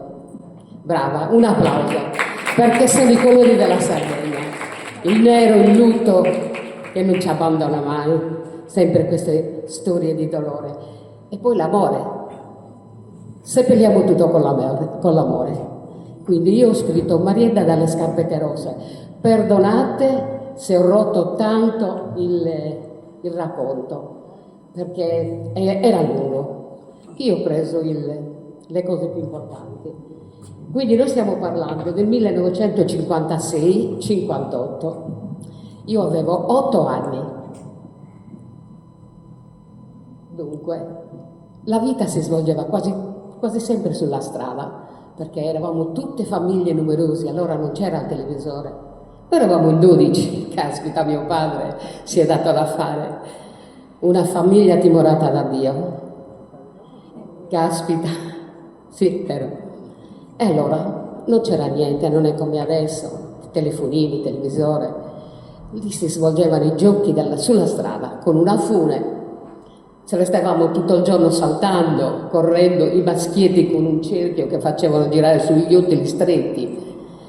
E così, e va bene, tutti sappiamo come sono i piccoli paesi. A Siniscola era poverissima, ma veramente povera. Adesso, grazie alle coste, al lavoro che danno alle ragazze, adesso si sta sviluppando in un modo veramente piacevole. Allora, Marietta dalle scarpette rosse. Stiamo parlando degli anni 1956-58, quando si era tutti poveri e tutti ricchi di spirito e voglia di vivere. Via Roma numero 10, lì abitavo io. Vicino a casa mia abitava una famiglia per bene, con tanti fratellini e sorelline, fra loro una principessina, una moretta, con gli occhi neri e le guancette rosse. Maria presto era quella che teneva unita la compagnia, quindi le mamme potevano benissimo svolgere la propria vita in casa e lasciarci tranquilli a giocare su strada. Non c'erano macchine, qualche bicicletta, qualche carro che lasciava dei rosoni che non vi dico. E niente, dunque Maria aveva 15 anni, pronta a spiegare le ali per la vita. Maria, questo era il suo nome, ma tutti la chiamavamo Marietta, con occhi profondi che abbiamo già detto. In quel periodo Marietta era influenzata da tante storie che i giornali settimanalmente raccontavano. Ricordate, non so, Bolero, Grand Hotel? Bene, queste storie riportavano tante belle storie di ragazze e noi crescevamo con queste storie. Le ragazze allora si medesimavano in queste storie e quindi Maria era più grande di noi. Dunque, lei era quella che organizzava i giochi, teneva unita la compagnia durante la serata, era bravissima a saltare con la fune, una campionessa, ore e ore a saltare senza sbagliare, ma se fosse capitato che i ragazzi dovevano toccare a loro a giocare, diciamo, rifiutavano perché volevano vedere le movenze di Maria, perché era veramente una bella ragazza. Era talmente carina che giovanotti dei paesi vicini facevano una puntatina a Siniscola per poterla incontrare. Le primavere siniscolesi erano miti. Per poterla incontrare, Siniscolesi, dunque, anche mio padre, Efisio, vista la bella giornata, decise di pitturare la moto di mio fratello Domenico fuori dalla strada. Marietta guardava mio padre pensierosa, si avvicina e chiese: zio Efi, ami la stinghita e sa di scarpasa? E babbo gli dice: se vuole tua mamma, sì. Dopo un po' Marietta rientra con le scarpette in mano, non tanto nuove, poverina, e disse: mamma gli chiarete. Mio padre con 2 pennellate trasformò quelle scarpe come una magia. Gli occhi di Marietta brillavano per la felicità. Quelle scarpe identiche al giornale erano il suo sogno. Maria, su e giù per le strade con quelle scarpette nuove, sognava da principessa e si sentiva invincibile. Qualcuno geloso che la corteggiava perché aveva 15 anni, da dietro gli urlava: «Ello Marie, oggi se schifusa si scarpa ruia, mi pare su una pudda». Maria, che mi sembrava una gallina, traduco in italiano, mi sembra una gallina. Lei per niente intimorita gli rispondeva per le rime: «Anche utichessa saudda, speriamo che te ne escano le budella». Noi bambini ridavamo felici per le risposte di Marietta. Un giorno però anche le scarpette si ruppero, raccosettata da terra e con le lacrime, per dire il vero, noi bambini piangevamo, eravamo tristi anche noi. Maria tornò a casa sua zoppicando, indossò di nuovo le infradito che erano la sua, le odiava. Marietta non usciva più. Tutto il vicinato, senza le sue risate, era triste e silenzioso. Il gioco è cambiato, quindi. Ogni bambina aspettava che succedesse qualcosa. Il tempo scorreva tanto noioso finché in quella strada successe per davvero qualcosa. Un pomeriggio un giovanotto elegante vestito, con un pacchetto fra le mani, passeggiava avanti e indietro per la via. Tutti notarono i suoi movimenti e a un certo punto si fermò con decisione davanti alla porta di Marietta. Adesso vi devo dire che in quel periodo a Siniscola si ragionava molto anticamente, e tanto per dire, se uno voleva chiedere la mano a una ragazza doveva prima innamorarsi del parentato e poi ci doveva provare con la ragazza. Quindi non è così. Il ragazzo bussò e diceva a voce alta: «Abbi este su me in questo uomo?» E tutti sentivano questa voce alta, tutto il vicinato qui dalle finestre a spiare alle porte. «Avanti, avanti!» in italiano per farsi vedere. Allora, dunque, sono qui per chiedere la mano di Maria. In quel momento il silenzio la faceva da padrone in quella scena. Nessuno fiatava. La ragazza con fare svelto, il ragazzo con fare svelto estrae dalla scatola 2 scarpette subito per far innamorare la ragazza e dire di sì, furbo. La ragazza sorpresa disse grazie, ma talmente forte che tutto il vicinato non sapeva cos'era, ma tutti con le orecchie così per sapere chissà cos'è successo. Dunque, Marietta diventò grande in quel giorno perché chiese ai genitori di poterlo frequentare piano piano e così cominciava. Marietta usciva solo per andare a messa, fare la spesa e qualche volta una passeggiatina col proprio fidanzatino, giusto per dire. In quei giorni a Siniscola era d'obbligo fare la passeggiata in via Roma perché c'era la caserma dei carabinieri, tanti soldatini e tutte le ragazze erano così. Allora passarono un paio d'anni intanto e già si cominciava a parlare del matrimonio. In quei tempi in Siniscola esistevano 3 bottecas, 3 contate. E stoffa per gli abiti non c'era, il raso. pizzo, ma è che i tinti, e chi lo tenete? E niente, allora ha deciso di fare una stoffa leggera, azzurra. Potete immaginare questo vestito da sposa azzurro con un paio di scarpette rosse che lei aveva conservato come ricordo. Dunque, e allora si presentò così la scena, che lei si è accontentata di questo vestito azzurro, ma non è che diceva chissà se farò bella figura o chissà che cosa. Comunque lei era contenta, nonostante tutto il suo Mario il suo Pasquale era l'amore suo. La domenica mattina del 21 giugno nella chiesa di San Giovanni si sarebbero celebrate proprio il matrimonio di Pasquale e Marietta. Quel giorno il vicinato tutto fuori dalle case, altri dietro la finestra per spiare l'arrivo dello sposo e del suo parentato. Lo sposo arrivò puntuale col suo seguito di parenti e amici, vestito di velluto nero, chissà berrita in testa, il cappello sardo, camicia bianca con un bottoncino d'oro per chiuderla. Dunque, i scarponi lucidati a Ozuseu, che erano lucidi che il sole brillava, anche lì. I genitori dello sposo, elegantissimi con i loro tradizionali costumi sardi, in mano reggevano i cesti colmi di ogni ben di Dio. Questi destinato alla chiesa e alla famiglia della sposa. Lo sposo si avvicinò al portoncino grigio, perché si usava così chiedere il permesso prima di entrare, tutto in lingua sarda. E a voce alta chiedeva: «Soento a furare una rosa, Zaprubbella, poto entrare?»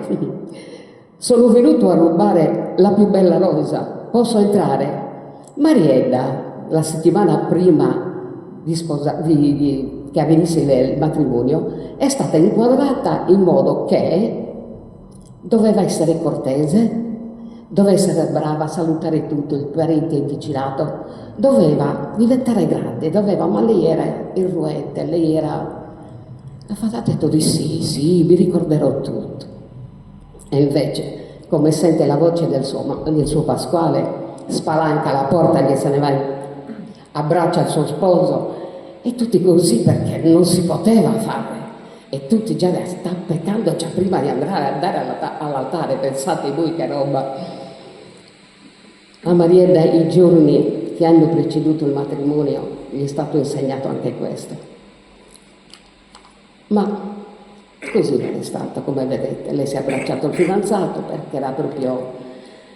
Dunque, a Zia Maria Muglia è stato dato il lavoro per fare l'abito alla sposa, e quindi cosa fa? Il giorno ha preparato un bel piattino con confetti, grano, qualche monetina per la prosperità della famiglia, la madrina di battesimo che gli ha regalato il velo per la sposa perché non si trovava e quindi gliel'ha fatta uncinetto, e poi sotto dal vestito blu spuntavano queste scarpette rosse, di un'eleganza che non vi dico, ma le scarpette rosse erano il suo sogno. Gli sposi, finito il cerimoniale dell'incontro, si dirigono ordinatamente verso la chiesa. Qua è la cosa più bellina, più simpatica. La sposa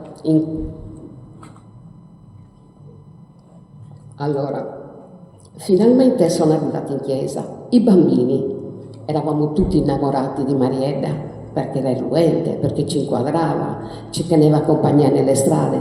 Vederla andare via sposa a noi dava fastidio, e quindi siamo andati tutti in chiesa, e tutti in chiesa ci siamo messi tutti sul primo banco. Arrivato il prete che ha ufficiato la messa, tutti quanti in silenzio, un silenzio non nessuna. Marietta che salutava tutte le amiche, gli dicevano, la mamma era disperata, proprio disperata.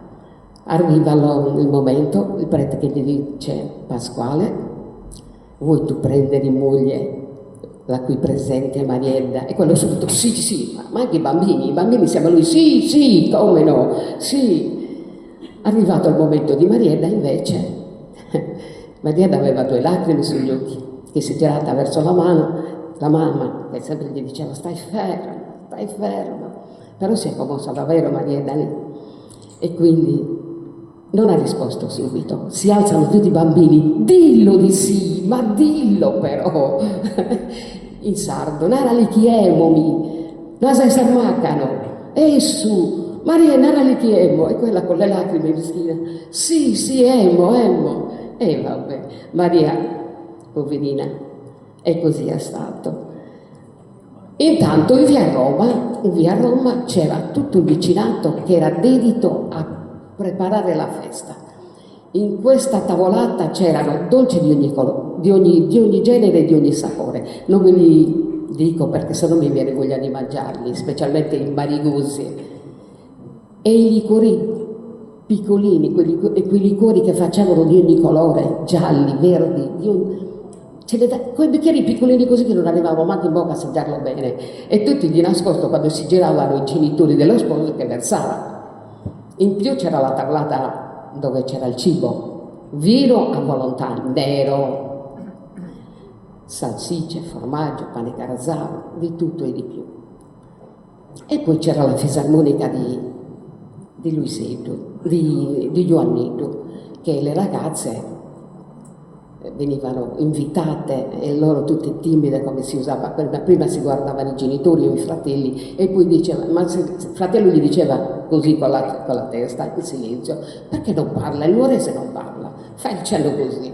E quindi si alzavano e andavano a ballare, io dicevo a pestare sospedese, perché facevano sul dillo. E così passò la serata, una serata bellissima, con un cielo stellato. Si è fatto notte tardi. Notte tardi è stato chiamato zio Luisiddu. Luisiddu era un uomo che accompagnava gli sposi insieme alle regalie che aveva ricevuto. Zio Luisiddu era talmente piccolina che gli serviva il banchettino per salire sul carro. Caricano il carro e portano queste regalie dove abitava la sposa, dove avevano preso casa gli sposi. Durante il corteo, le strade di Siniscola sono strette, mamma mia, c'è la via Roma, è un po' più larga, forse una delle più larghe, e poi gli altri biotolini che convergevano su via Roma erano tutti strettissimi, quindi il carro passava rasente, rigando i muri, e lo sposo seguiva con il bottiglione del vino con gli amici, e la sposa si è accomodata sul carro senza le scarpe. Quindi era un'oscenità per la mamma che la vedeva senza le scarpe, la mia sposa, che avevo avvertito, niente, anzi non solo si è tolto le scarpe, ha invitato le amiche, peggio di lei, a cantare una canzone che quell'anno, nel 1958, era nel blu dipinto di blu. Tutti cantavano questa canzone. Quindi la gente spalancava le finestre perché la cerimonia si è inoltrata oltre la mezzanotte, tutti spalancavano le finestre e buttavano roba per buona prosperità, fiori, riso, grano, tutto quello che c'era. E poi sono arrivati a casa, però purtroppo c'è una brutta notizia. Lei nei primi mesi ha fatto da buona mamma, ma si è ammalata e ha cresciuto i bambini.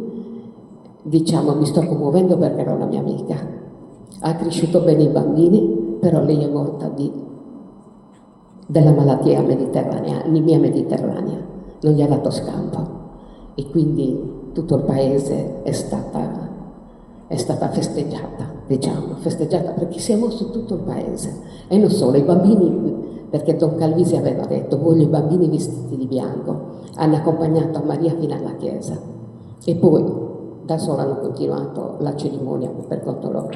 Io volevo parlare che Siniscola è stata molto colpita dalla malattia mediterranea, dall'anemia, e sono contenta di leggere nei giornali e dalla televisione che si è fatto molto, che adesso la qualità della vita è migliorata. Certo non si guarisce dall'anemia mediterranea, però hanno fatto tanti passi avanti. Un applauso a questi dottori e un applauso a Marietta che siamo qui per ricordare lei. Grazie mille, veramente è stata gentilissima. Attenzione, sto dimenticando qualche cosa? Queste sono sue. Grazie. questo qua è suo, un applauso, come vedete sono storie emozionanti. Io chiedo di stare un po' più come minuti, lo dico a tutti, perché se no andiamo troppo avanti e non riusciamo a proseguire ottimalmente la serata, perché tanti hanno a piacere, insomma, di condividere. Marilena Ciaro, grazie.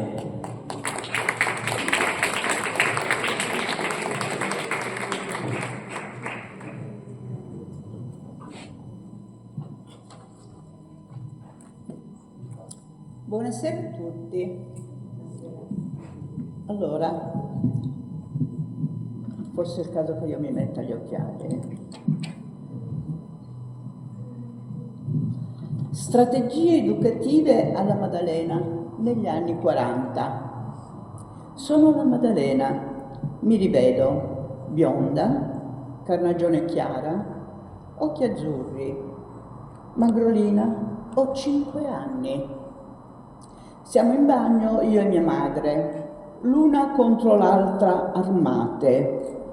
Lei con la sua arma in mano, un pettine e un bel fiocco rosa, che con determinato vigore mi mette su una ciocca di capelli e che io, con le mie armi, le mie piccole mani altrettanto determinate, me lo tolgo. Una bella sculacciata. Ai miei tempi i genitori non avevano tempo da perdere e me lo rimette, mi saluta e via sulla strada che mi portava all'asilo dalle suore, con un bel fiocco rosa nei capelli, il grembiulino bianco con un altrettanto bel fiocco rosa che chiude il collettino altrettanto rosa. Io con altri bambini si andava da soli a scuola. Non c'erano adulti che ci accompagnavano, per cui prima di entrare all'asilo mi toglievo l'odiato fiocco rosa e lo buttavo a terra. Credevo di aver vinto la mia battaglia, ma non sapevo che vincere vuol dire avere la pace. La mia piccola guerra con gli adulti non è ancora finita, perché ora c'è un altro scoglio da superare, le regole dell'asilo. E anche lì ce n'erano tante. Sgridata dalle suore perché non avevo fiocco rosa sulla testa e perché avevo disobbedito alla mamma, i miei compagni avevano fatto la spia.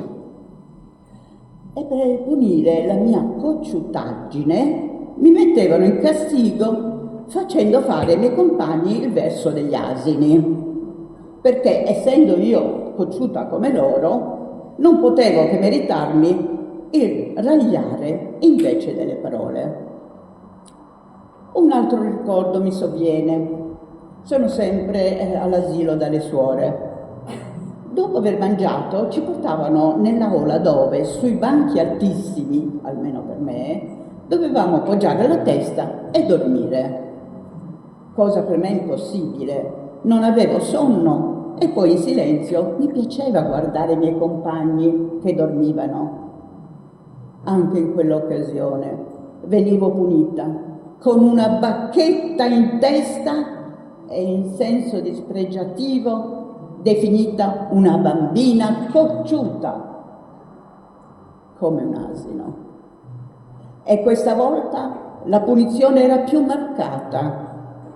Con le orecchie d'asina dovevo camminare per tutto il refettorio, mentre i miei compagni dovevano rivolgersi a me ragliando. Io non mi sentivo umiliata e rispondevo ragliando con tutto il fiato che una bambina divertita possedeva. Non ricordo che l'essere definita cocciuta come un asino mi facesse soffrire. Io sapevo di essere una bambina e gli asini mi piacevano tanto perché quando d'estate ci trasferivamo nella casa di campagna, mio nonno, al quale ero molto affezionata, veniva portato dall'asino di Zidovia, che con dolcezza e mansuetudine lo portava in sella.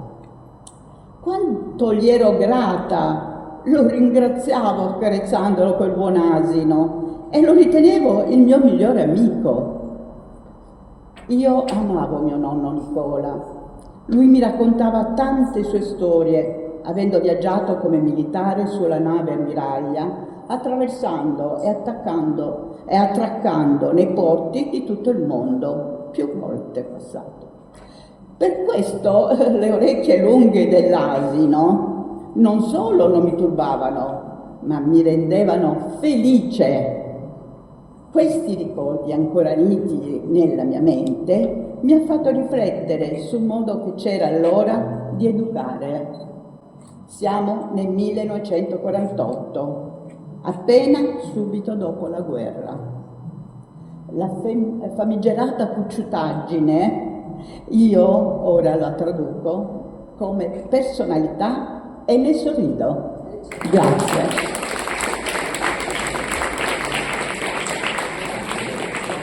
Grazie, sì, grazie davvero a Marilena, a Ciaro. Adesso chiedo se è pronto, o lasciamo un attimo il tecnico per il racconto di Assunta, se no ci prendiamo proprio 3 minuti e intanto chiedo a Barbara Barrecca se può leggere la sua storia.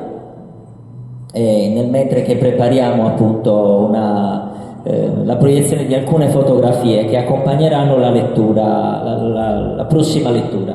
Quindi se è pronta Barbara, chiedo intanto di fare questa lettura. Grazie. Un applauso, grazie. Tratto dal libro Una porta verso il cielo.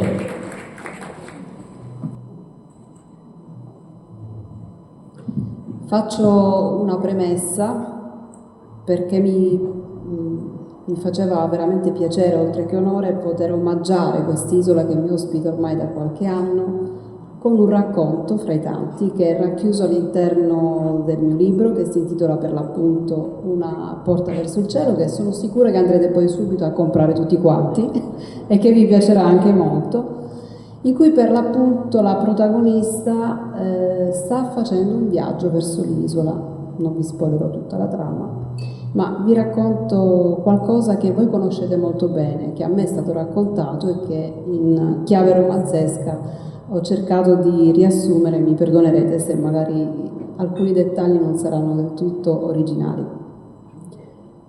La nave era pronta a salpare. Greta saltellava per i corridoi chiedendomi ogni 5 minuti quanto mancasse all'arrivo. Per intrattenerla decisi di raccontarle una storia, presa in prestito dalla terra che andavamo a visitare. Una terra fatta di giganti, guerrieri, torri di pietra, dolmen e codas. Era una storia che avevo letto da qualche parte, anni prima, e che avevo rivisitato a piacere mio per creare maggiore aspettativa nella bambina. Lei si sedette in trepidante attesa, con il naso all'insù e le gambe incrociate. Iniziai. C'era una volta, in un tempo lontano, lontano, una strega cattiva che si mise alla ricerca di un neonato la notte di Natale. Che paura, mammina, disse Greta nascondendosi gli occhi con le manine. La strega, continuai io, simile a un grande uccellaccio, volava di notte a cavallo della sua scopa sopra le case del villaggio, sperando di trovare una luce ancora accesa per riuscire nel suo intento. Oh, sospirò Greta, e come faceva? Usava la magia, rispondevo io. La Cogas era una strega molto furba e potente, sai? Per non farsi scoprire dagli umani e muoversi nell'ombra, avevo sentito dire da qualcuno, o forse l'avrò letto da qualche parte, si cospargeva tutto il corpo di unguenti allo scopo di diventare invisibile. Sulla punta dei piedi metteva giosquamo, sul corpo ginepro e amarita muscaria. Dei passeggeri napoletani seduti sulle poltrone accanto alle nostre sorridevano divertiti. Forse stavano prestando orecchio alla mia storia, o molto più probabilmente osservavano la reazione un po' impaurita ma decisamente buffa di Greta, che sempre più rapita chiese: e poi? E poi ella partiva, veloce come un razzo, procedendo a zig-zag sui cieli scuri del villaggio, e imitai la scoparazzo con il braccio che andava da una parte all'altra. Oh, esclamò di nuovo, e quando arrivava al villaggio? Ella si avvicinava silenziosamente alle porte delle case e vi appoggiava l'orecchio. Se udiva dal suo interno delle voci, si metteva a recitare una formula magica per entrare in casa, risposi io, agitando le mani in aria per mimare la strega. E ci riusciva? Chiese Greta spaventata. No, bambina mia. Gli uomini e le donne del villaggio, che sapevano delle sue intenzioni malvagie, avevano preso delle precauzioni, disseminando ovunque delle trappole. Come ad esempio? Beh, c'erano tanti trucchi, dissi strizzando l'occhio al turista sedutomi accanto sul lato destro, che si era fermato a origliare, come ad esempio l'ingresso delle serrature. Veniva sigillato con la cera d'api, oppure si cospargeva l'abitazione con fiori d'arancio, isso con ruta, mentre fuori dalle porte si mettevano tanti chicchi di grano. Perché chicchi di grano, mamma? Disse Greta. Perché la strega, vedendo il grano in terra, non poteva fare a meno di contare, e a furia di contare e ricontare si distraeva e la notte volava via. Ah, capisco, fece lei rassicurata.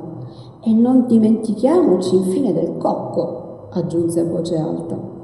Si chiama cocco, Greta. E sai cos'era? Era la più potente protezione cacciastrega che si conoscesse in quel villaggio. Un gioiello legato al polso del neonato con un nastrino verde. La strega infatti nulla poteva di fronte a quel talismano, e così, delusa e arrabbiata, si arrendeva e volava via allontanandosi dal villaggio. Quindi i bambini erano al sicuro? Sì, mia cara, i bambini erano salvi ancora una volta, le risposi accarezzando le lunghi capelli castani con dolcezza. Yeah!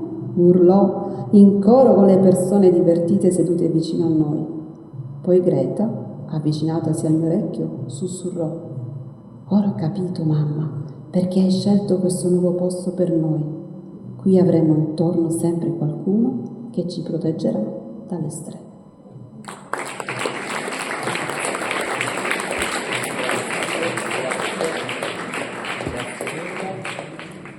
Grazie mille. È bello perché una persona non sarda che è stata abbracciata dalla Sardegna ha voluto omaggiare la Sardegna, e così io chiamo con grande emozione, perché l'ho osservata durante tutta questa serata che sta avvolgendo quasi al termine, Assunta Biscu, che è venuta direttamente e ci parlerà di lei, da Orgosolo, e quindi ci racconterà una storia accompagnata da queste immagini. Volevo solo dire che è un filo che è passato da Maria Antonietta Birighedu prima, e adesso un pochettino si sta riconducendo con Assunta. Lo farete in automatico anche voi quando ascolterete Assunta. Grazie. Allora, buonasera. Sono lieta di stare qui, ringrazio tutti per il momento. Mi chiamo Assunta Biscu, sono nata a Rosolo il 5 giugno 1945. Un mese prima della mia nascita era finita la guerra e l'Italia ne era uscita sconfitta e distrutta, ma finalmente libera dal fascismo. Ero troppo piccola per ricordarlo, ma quelli sono stati tempi molto difficili per tutti. A Vintras oggi non lamentano Sagana de Subantaine. Mio padre, tornato dalla guerra, aumente tanto orgoglioso, ha fatto Zufferao, il servo pastore. Era per conto dei proprietari. Ricordo che in inverno passavamo diversi mesi senza vederlo, perché il bestiame veniva spostato in Maronia e nelle pianure lontane.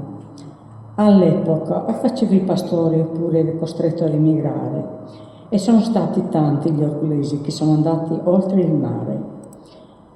Allora tutti eravamo poveri, ma se ci penso ora che ho 80 anni, mi rendo conto che forse noi orgolesi siamo stati più fortunati di chi abitava nelle città, perché le campagne e le montagne che circondano il nostro paese ci hanno dato sempre il necessario per vivere. All'epoca, da quando eravamo piccoli, nos imparavano a nossas terras nostras e tutte as cose che la terra nos dava. Eravamo abituati a lavorare per la famiglia, andavamo a prendere la legna che ci serviva per riscaldarci e per cucinare, a raccogliere le viande per suo mannale, il maiale che ogni famiglia levava per la provvista di grasso e carne, e tutte le erbe e i frutti che la campagna in ogni stagione ci dava. Tutte le famiglie avevano un nuoto e traballavano muscamente la seminas. Le donne avevano un ruolo importante, che fossero madri o figlie. Sul loro lavoro si basava l'economia delle famiglie e gli uomini ne avevano un gran rispetto. Ricordo che quando ero piccola parlavamo tanto di un fatto tragico che era avvenuto nelle campagne del paese. 10 anni prima della mia nascita, l'uccisione di una ragazza di 16 anni, Antonia Mesina, mentre si trovava in campagna per raccogliere la legna. Si era ribellata ad un tentativo di violenza da parte di un compaesano e per questo era stata uccisa a colpi di pietra. La Chiesa ha riconosciuto il grande significato del suo gesto e per questo nel 1987 il Papa l'ha proclamata beata. Io penso spesso alla vicenda di Antonia e da sempre sono convinta che all'epoca qualsiasi ragazza di Orgosolo si sarebbe comportata come lei. Noi ragazzine nella stessa campagna andavamo quasi ogni giorno per raccogliere la legna e ci sentivamo protette dai pastori che frequentavano quei posti. Ricordo che a volte mi è pure capitato di incontrare qualche latitante che vedendoci passare ci dava il buongiorno. Io ho studiato sino alla quinta elementare.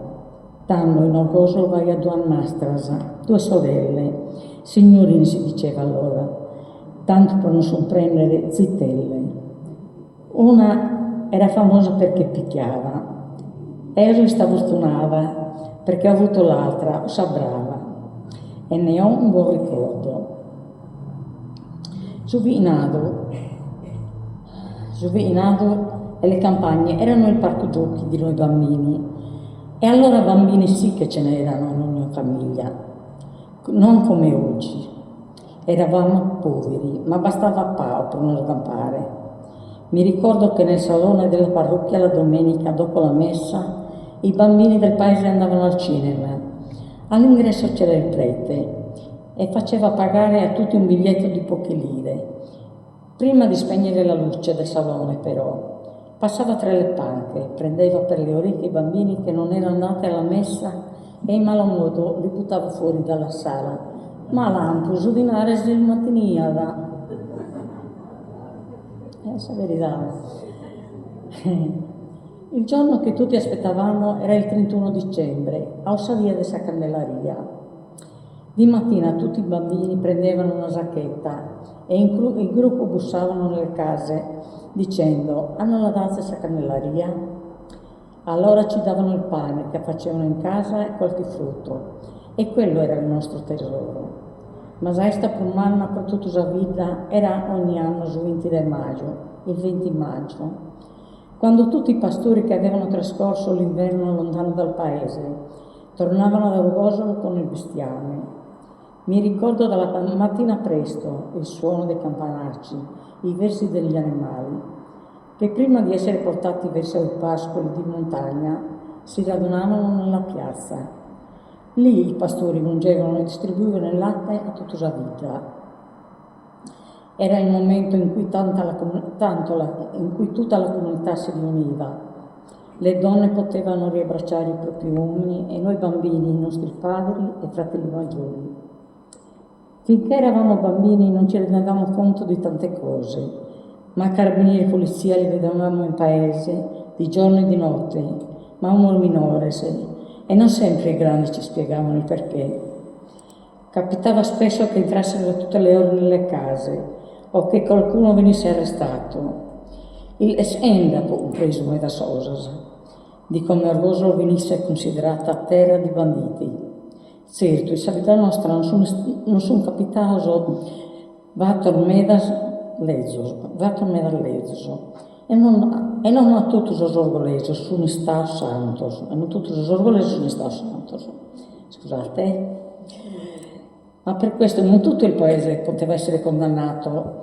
La fama degli orgogliosi nel passato è stata quella dei grandi ladri di bestiame. E prosa verità, non è stato là. Ma anche in queste questioni esistevano regole non scritte che anche i ladri rispettavano. E la prima era che si poteva rubare bestiame solo al di fuori del paese e possibilmente a proprietari ricchi, non certo ai poveracci. Spesso il bestiame veniva restituito se il proprietario pagava un riscatto, tra virgolette, sa buona mano.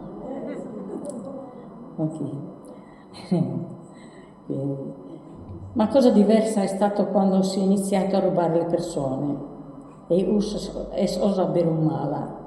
È lì che sono iniziate molte disamistades, ma grazie a Dio su sos tempos che sono inioso e spero non torno intruso. Bisogna anche dire che la giustizia, quella dello Stato, spesso ha fatto danni ancora più gravi. Quando a pagare e essere condannati sono stati gli innocenti. A volte bastava dire di essere un pastore di Orgosolo per essere marchiato come un delinquente. Eppure anche mio padre, quando posato zainarano, è pastore e a noi figli ci ha sempre insegnato il rispetto e l'onestà. Di Orgosolo si parlava tanto, anche nei giornali del continente, e non certo per cose belle. In paese arrivavano spesso giornalisti, anche stranieri, sperando di incontrare i famosi banditi. Nel 1959 in paese fu girato anche un film, Banditi a Orgosolo, dal regista Vittorio De Setta. Ero ragazza, ricordo che il regista e gli assistenti erano rimasti in paese per diverso tempo e alle riprese avevano partecipato molti compaesani. Io pure compaio in una scena ballando su Balosardo. Quello è stato il mio film, perché il regista non ci aveva descritto come belve, come dicevano tanti giornalisti, ma aveva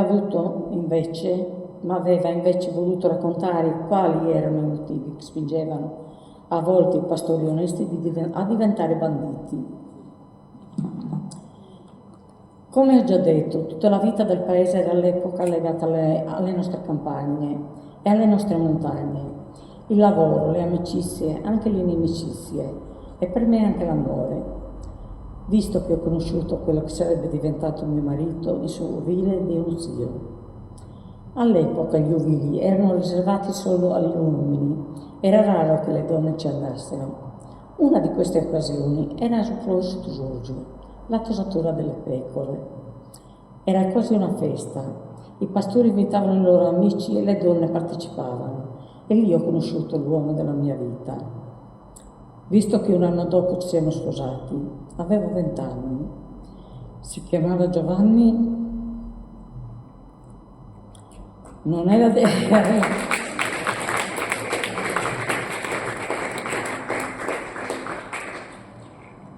Orgosolo, ma di Oliana. Faceva il camionista, un gran lavoratore e un buon padre. Abbiamo avuto 7 figli.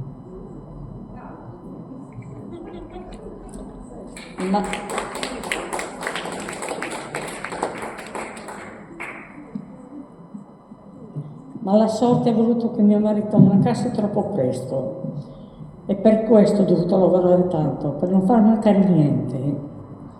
Prima facevo il pane, poi sono stata assunta come bidella nella scuola media e questo era un lavoro che mi piaceva e credo di aver lasciato un buon ricordo nei bambini, che oggi, diventati uomini, quando passo per le vie del paese mi fermano e devono sorvolermi e ubidare. Io sorrido e rivedo nei loro occhi lo sguardo di quando erano bambini. Ma tornando a Ontario di Orgosolo, la fine degli anni 60 è stato per gran parte del mondo un periodo di grandi cambiamenti e di lotte che hanno visto come protagonisti soprattutto i giovani. Questo è successo anche a Orgosolo. Ricordo che qualche ragazza che frequentava le scuole superiori a Nuoro ha cominciato a vestirsi a sua moda civile, con pantaloni e con gonna corta. E ricordo le critiche degli anziani. Pompia, ausasi che vie su ulo, manco per Savrionza. Era così. Io da quando avevo 11 anni ho sempre avuto la vestetta e ancora oggi la indosso e sono orgogliosa di farlo. Non le ho mai giudicate, perché le persone valgono non certo per come si vestono. Le chiamavamo Sasa femministas e queste facevano parte dei circoli comunisti socialisti che proprio all'epoca erano nati in paese. C'era anche il circolo della democrazia cristiana e quello dell'azione cattolica, dove c'erano quelli che chiamavano Sarcirculinas, guidate dal parroco. Mammento, i catechistas, dicevano le ragazze che dovevano stare lontane dai comunisti e anche dai giornali che questi distribuivano nel paese. Io purtroppo non ho mai frequentato nessuno di questi circoli, perché nel 65 ero già madre del primo figlio Antonio e nel 67 della seconda, Caterina. Ma quando hanno iniziato a fare le assemblee in piazze, c'ero, e come se c'ero, come tanti miei compaesani. Tutte assemblee erano organizzate soprattutto dal circolo dei giovani socialisti e le prime nel 1968 riguardavano il parco del Gennargentu. Diversi politici e i giornali vantavano questo progetto dicendo che ad Orgosolo ci sarebbe stato un grande sviluppo economico, che sarebbero arrivati tanti turisti, che avremmo potuto conservare la natura nel modo migliore, senza dirci però che la creazione del parco prevedeva l'allontanamento dei pastori e il divieto di fare tutto questo. Scusate, ascoltate qualche riga forse. Sarà la natura. Senza dirci però che la creazione del parco prevedeva l'allontanamento dei pastori, il divieto di fare tutto quello che per secoli gli orgolesi hanno fatto nelle loro montagne. Queste cose tutto il paese le ha capite proprio per il lavoro del circolo dei giovani, dove c'erano persone che si interessavano e capivano la politica di uno Stato che ben poco fino ad allora aveva fatto nel nostro paese. Non esisteva l'acquedotto, le strade migliori erano in Perdauso, tutte le altre erano di terra. L'illuminazione pubblica non esisteva, tranne qualche lampadina nella via centrale. Insomma, vedevamo lo Stato solo in sua giustizia. I carabinieri e la polizia che in paese certo non mancavano, molti politici, e non solo Ursus Continentales, erano convinti, aumenta cosa Zainarao, che i pastori e i banditi fossero la stessa cosa. E quindi, secondo loro, bisognava fare in modo che i pastori non avessero più le terre, per costringerli ad emigrare o a trovare lavoro nelle fabbriche, che proprio allora si stavano costruendo in Sardegna. Visto però che non sono riusciti nel loro intento con il parco del Gennargentu, e sul 1969 hanno più una terra pensava trasformare le nostre montagne in un poligono per l'esercito. Mi ricordo che alla fine del mese di maggio in tutte le vie del paese era stato messo sulle porte e sui muri un manifesto dell'esercito che ordinava lo sgombero del bestiame che pascolava nella zona di Pratobello e nelle montagne vicine, perché il 20 giugno sarebbe iniziata le esercitazioni con i proiettili. Si diceva pure che chi si rifiutava sarebbe stato arrestato e il bestiame sequestrato. I primi a protestare furono quelli del circolo dei giovani, che organizzarono un'assemblea in piazza, dove ogni volta partecipavano sempre più persone, di tutti i partiti, di tutti i gruppi, ognuno deciso a voler difendere le nostre terre. Intanto, per spaventarci, in paese giravano sempre più poliziotti e carabinieri e vedevamo camion pieni di soldati che andavano verso Pratobello, ma non conoscían sos orgullosos. Il 19 giugno, il giorno prima dell'inizio delle esercitazioni, proprio tutto il paese, anche il prete, ci siamo messi in marcia verso Pratobello, con l'intenzione di impedire che ci portassero via la nostra terra, perché di quello si trattava, e riannapponere una nuova servitù militare, e non certo per una sola estate, ma per sempre. Mi ricordo che mio marito, su Eluchesiava, ha preso mio figlio che allora aveva 4 anni e ha caricato sul camion tanta gente, soprattutto gli anziani. Io invece ho preso in braccio mia figlia di 2 anni e insieme a mia madre ed altre donne, anche loro con i figli più piccoli, ci siamo incamminati verso la montagna. Proprio noi donne con i nostri bambini siamo state le prime a metterci sulla strada per impedire ai camion militari di avanzare, sicuri che a noi non ci avrebbero potuto toccare. Anche se ci minacciavano, non siamo indietreggiati. Per tutto il giorno siamo rimasti lì e abbiamo impedito che venissero fatte le esercitazioni.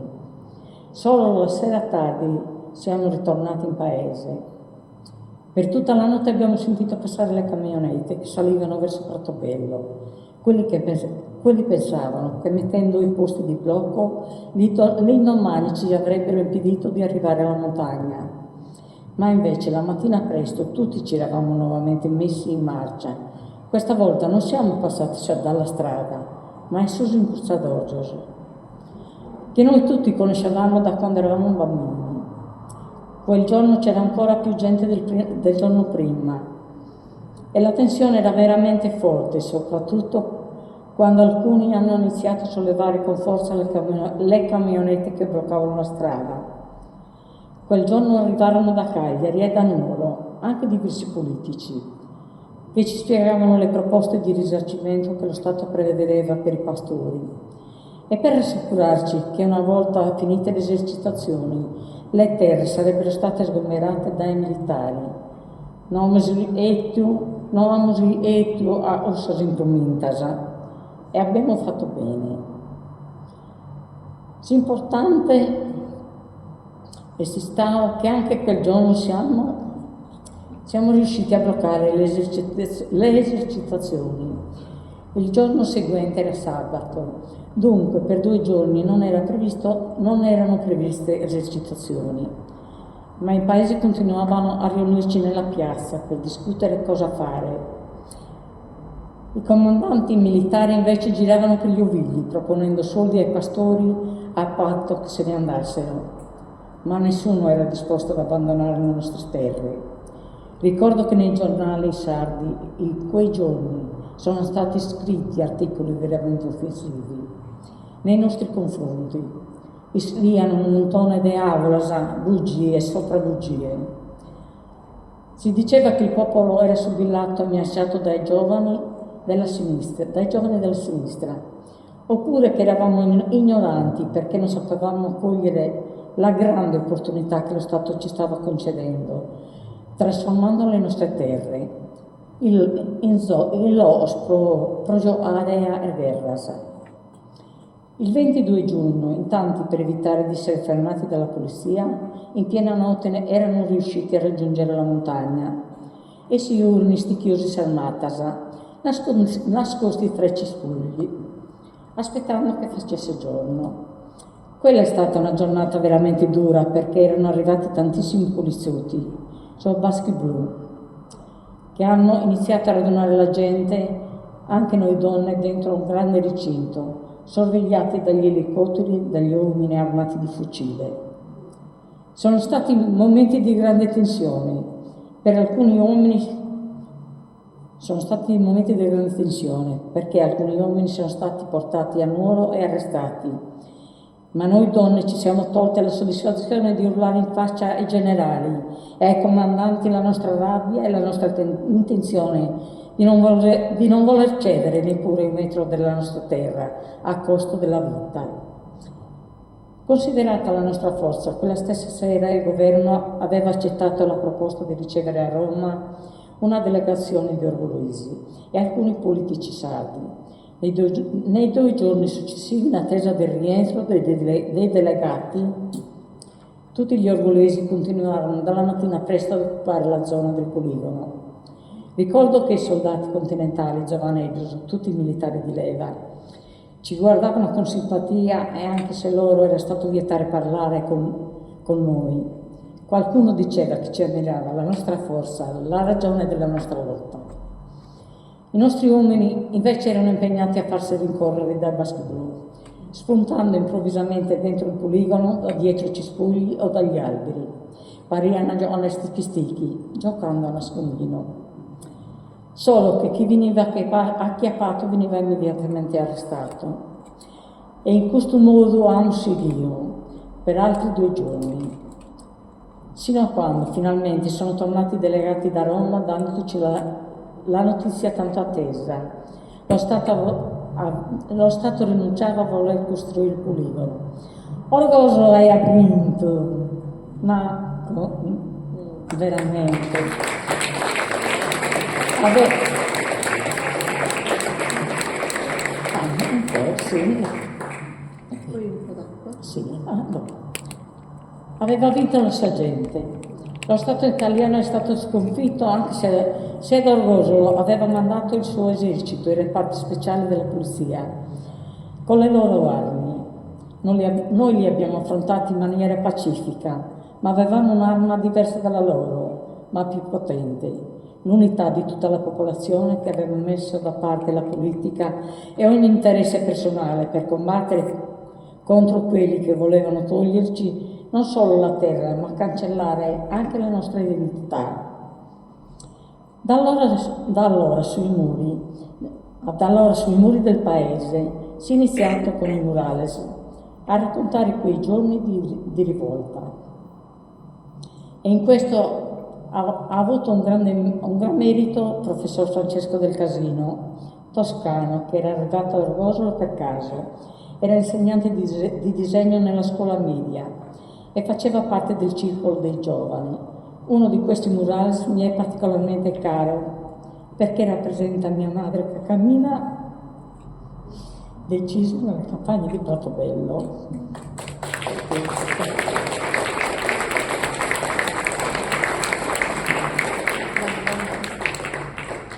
Mettila lì, poi ce ne fa ancora.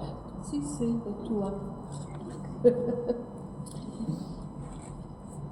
Ma poi tanti artisti hanno continuato a fare nuovi murales, tutti legati al tema della libertà e dei diritti dei popoli, un'arte viva e di denuncia. Ancora oggi è sempre attuale, che ha tante donne come protagoniste. Proprio le donne qualche mese fa hanno voluto dipingere con la bandiera della Palestina una gradinata del paese. Orgosolo oggi è un paese ben diverso rispetto al passato e secondo me proprio grazie alla coscienza che il paese ha acquisito nei giorni della rivolta di Portobello. Ogni giorno, in ogni periodo dell'anno abbiamo centinaia di turisti che non vengono certo per cercare i banditi, ma a vedere la bellezza delle nostre montagne che abbiamo saputo difendere, a conoscere i prodotti del lavoro dei pastori e delle artigiane e a immergersi nella nostra cultura che si ispira in ogni via. Io non ho mai dimenticato quei giorni e mi rendo conto che quella esperienza mi ha segnato profondamente. Da allora infatti sono convinta che non bisogna mai rassegnarsi alle ingiustizie, ma che tutti dobbiamo combattere per impedirle. Amo Orgosolo e amo la Sardegna. E penso che sia solo il più bello del suo mondo e che bello lo dobbiamo mantenere. Ho voluto partecipare alle proteste contro i progetti che con la scusa del rinnovamento energetico vogliono distruggere le terre e il mare della Sardegna e mi piace che il movimento sia stato chiamato Portobello 24. Ho partecipato alla raccolta delle firme, tante firme che sono state raccolte a Orgoso e in tutta la Sardegna, per proporre una legge che impedisse la devastazione. Con altre donne di Orgosolo siamo andati a Cagliari per consegnarle ai politici, ma questi non ci hanno voluto ricevere, dicendo che le leggi non le fa il popolo, ma loro. Osano adesso proprio la guantare. Secondo loro la volontà di 210.000 sardi non conta. Questa rabbia mi ha spinto a far parte delle donne che hanno occupato il consiglio regionale, anche se ci hanno minacciato di denuncia. In quel momento ho rivissuto quello che ho provato nel 1969 a Portobello e ho rivisto nelle donne che erano con me, che venivano da tutta la Sardegna, la stessa forza e decisione degli orgolesi di allora. Purtroppo questa lotta la stiamo ancora combattendo. Sos politico non querem surtare, ma noi dobbiamo seguire a combattere. È un dovere farlo, tutti, soprattutto i giovani, ma per vincere dobbiamo usare la stessa arma che ha fatto vincere Orgosolo con l'esercito nel 1969. L'unità.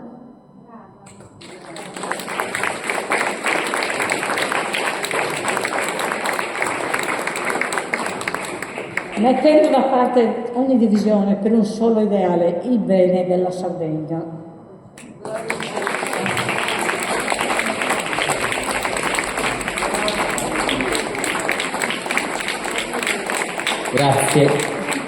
Grazie davvero ad Assunta Bischi per questa emozionante storia.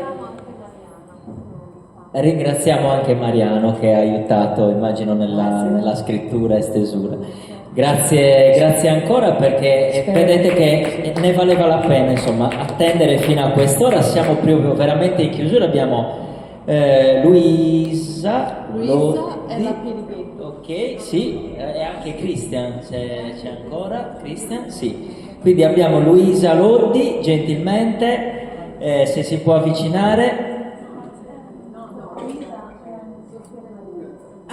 Ok, scusate, allora non mi era stato segnalato prima. Chiedo, siccome preferirei che ci fosse prima Christian e poi chiudiamo in bellezza con lei, se per lei va bene. No, ha detto di no, quindi Christian, se può avvicinarsi Christian, gentilmente, eccolo. Grazie, così poi chiudiamo in bellezza con lei, se va bene. Siamo questo?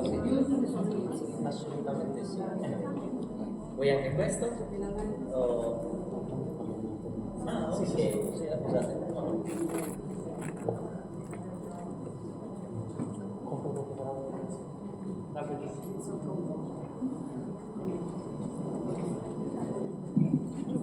Grazie.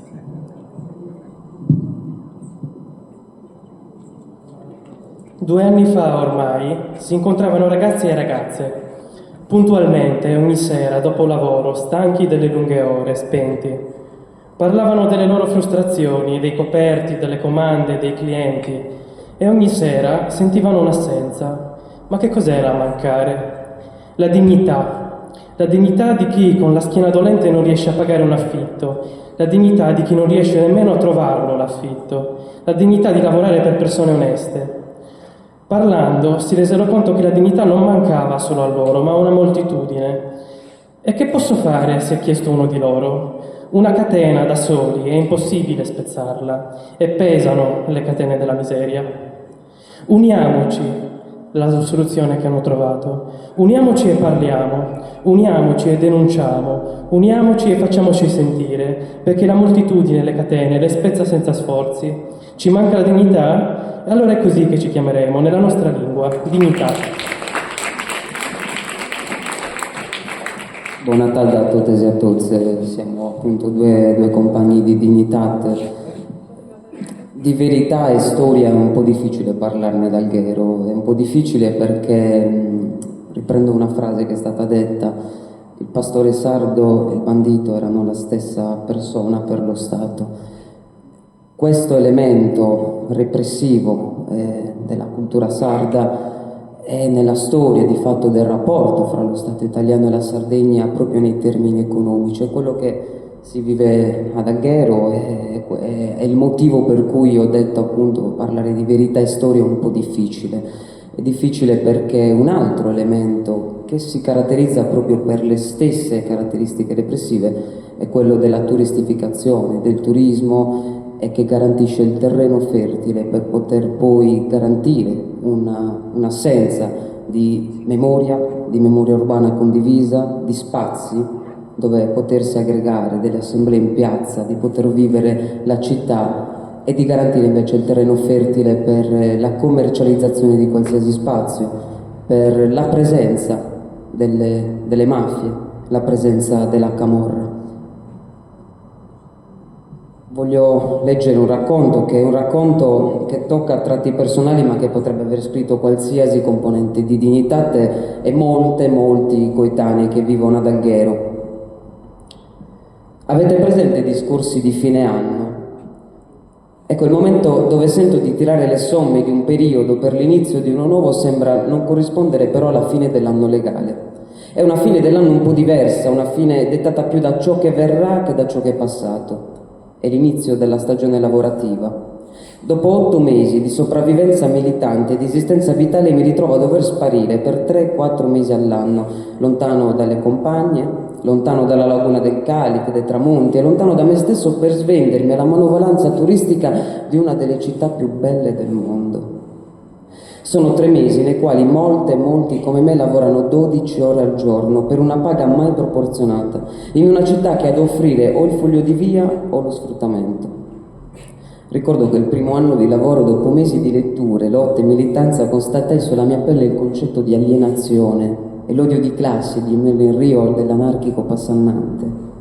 Il secondo anno ricordo che ciò che provai prima dentro di me si sprigionò all'esterno, con la rabbia e la delusione, verso una città bellissima e colonizzata, ricca ed depauperata, non più vissuta e occupata.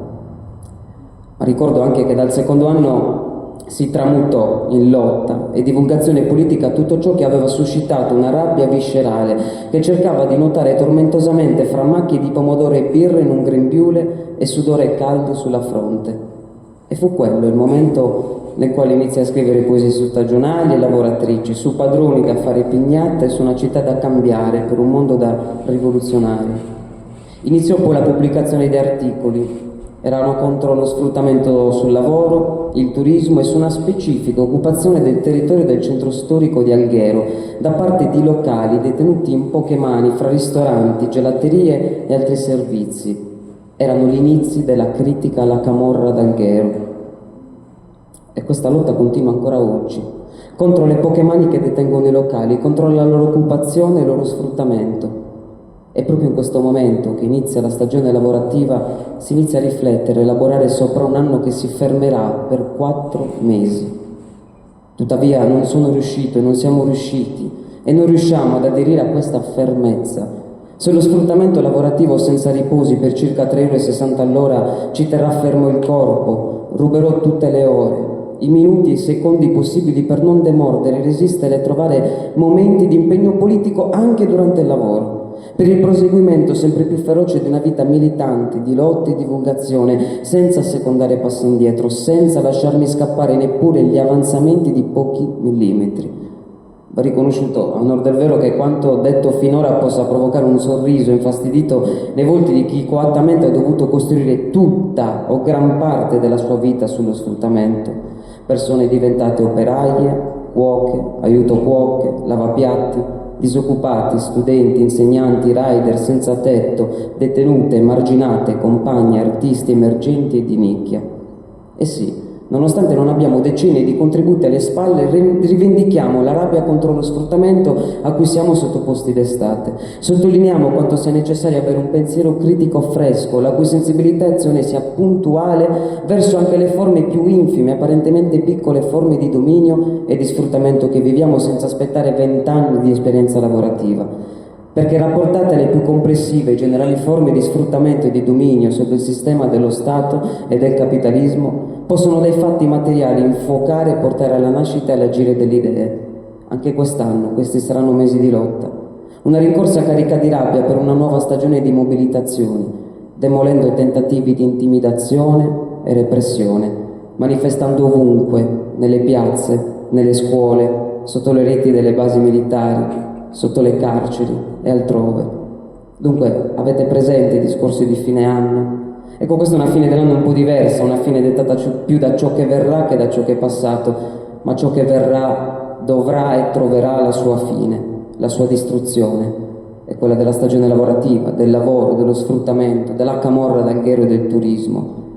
Con i grembiuli di una stagionale faremo una bandiera e quindi proprio su questi temi noi continueremo a percorrere quel centro storico, ogni passo sarà politico, domani continueremo a percorrerlo e abbiamo cercato in questo percorso politico che si deve per forza congiungere con tutte le lotte che in Sardegna vengono percorse contro lo sfruttamento degli spazi.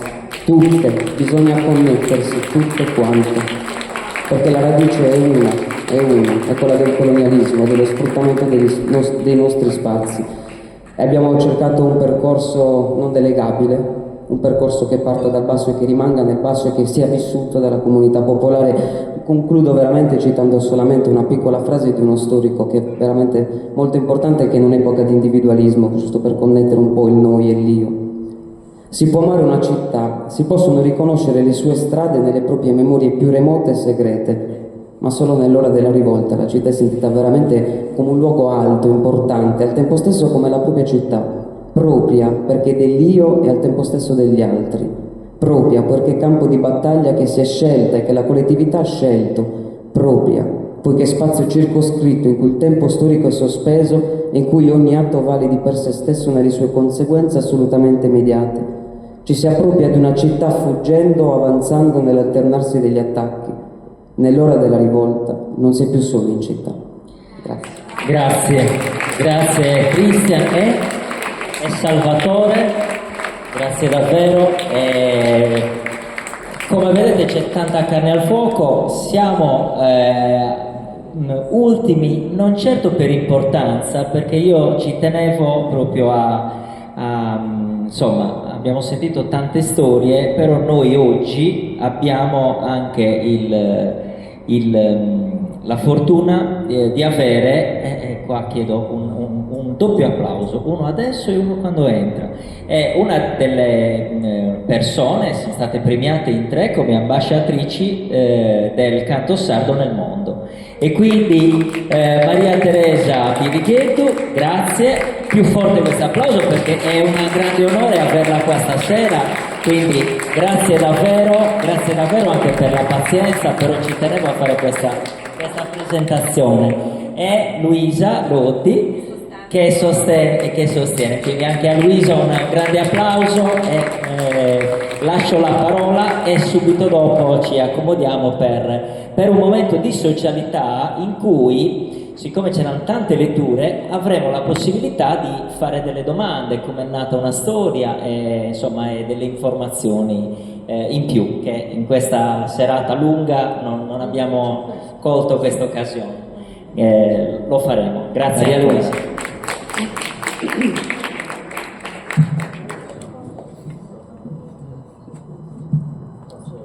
Buonasera a tutti. Sono Maria Teresa Birighetto di Tempio Pausania. 70 anni fa mio nonno mi cantava sempre una canzone, ma più che una canzone era un avvertimento da ricordare per quando sarei diventata grande. Il testo è facile da capire, ma prima ve lo propongo in italiano. una ragazza fa sapere alla madre che si è innamorato di un uomo.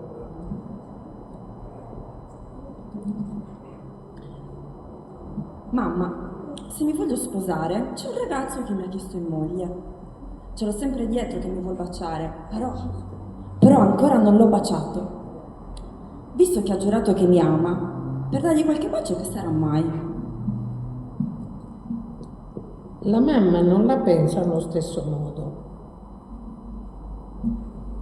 Ascolta quel che ti dico, figlia mia. Baciare prima del tempo non è un buon segno. Per carità di Dio, non farlo. Meglio vola via, anche se ti va genio. Poi ti puoi prendere quando sei sola. L'amore è qualcosa di bestiale. Chi non ha sale in zucca nel momento presente, dei baci d'amore se ne pente.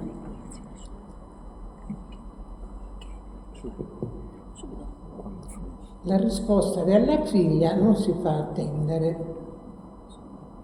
Che razza di idee vi state mettendo in testa? È meglio un gusto che non 100 malanni. Nessuno può sottrarsi al proprio destino, anche se poi dovesse abbandonarmi. La mamma va su tutte le furie. Maledetta l'ora in cui ti ho messa al mondo. Dunque, stai facendo l'amore di nascosto? Se insisti, ti chiudo a chiave in casa e metto le inferriate alla finestra. Se mi fai questa scapricciata, ti taglio la testa sul tagliere. Non avevi questa grande passione, che si tiri il collo da solo. Che si tiri di alucordio da pareggio.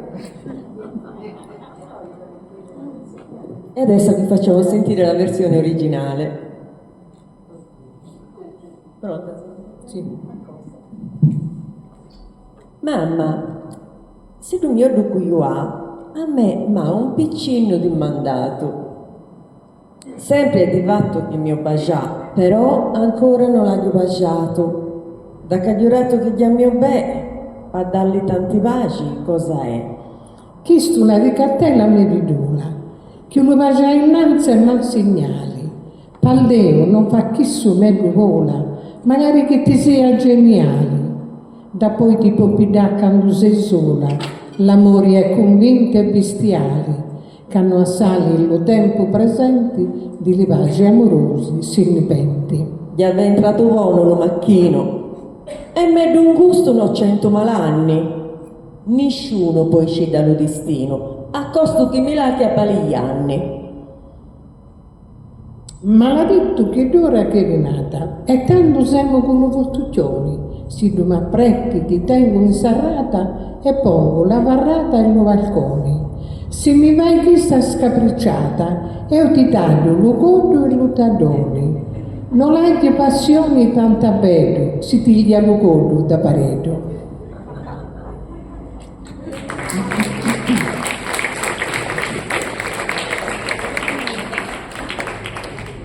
Mamma se tu mi odio io amo, a me ma un piccino di mandato, sempre di fatto che mi ho baciato, però ancora non l'ho baciato.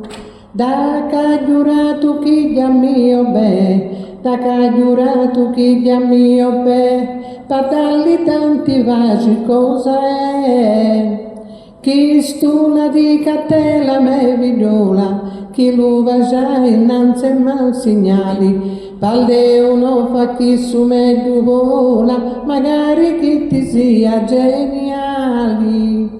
Da poi ti poppi da quando sei sola, l'amore è convinto e bestiali, che hanno il tempo presenti, di livaggi amorosi si nepenti. Ma la di tu che d'ora che è rinata, e tanto siamo culo voltuccioni, se tu mi appretti ti tengo in serrata, e pongo la varrata e lo balconi. Se tu mi vai che sta scapricciata, io ti passo lo codo e lo tadoni. Non hai di passioni tanta bello, si tiglia lo codo da paredo.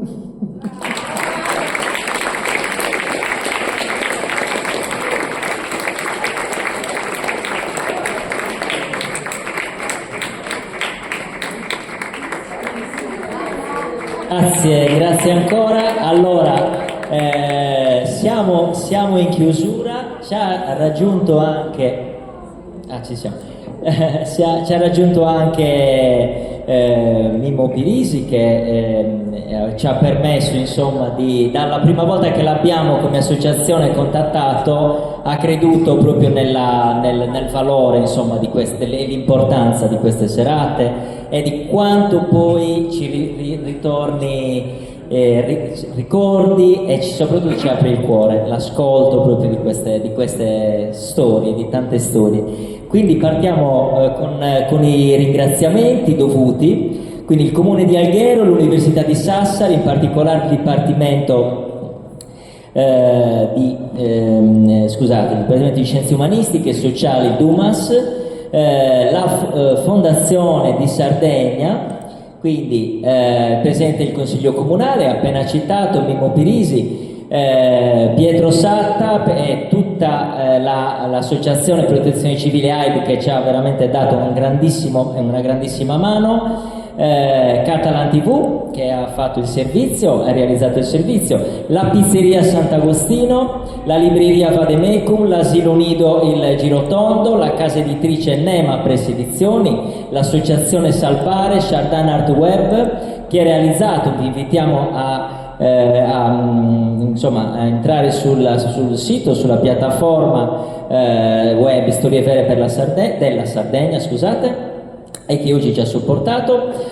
Un forte ringraziamento e adesso andremo, insomma, a un piccolo buffet. Le cantine Rigatteri, oggi assaggeremo un vino Bramassa, un vermentino di Sardegna, un Cannonau rosato che ha donato appunto per questa serata. Un ringraziamento anche alla panetteria Pasticceria di Carmelo Giano che ci ha fornito pizzette, tramezzini, panini e salattini, insomma il salato. La pasticceria caffetteria, ci sono tantissimi, Tarragona, scusate, Tarragona che ha fornito tanti dolci. L'Isola della Frutta, abbiamo anche della frutta omaggiata da loro.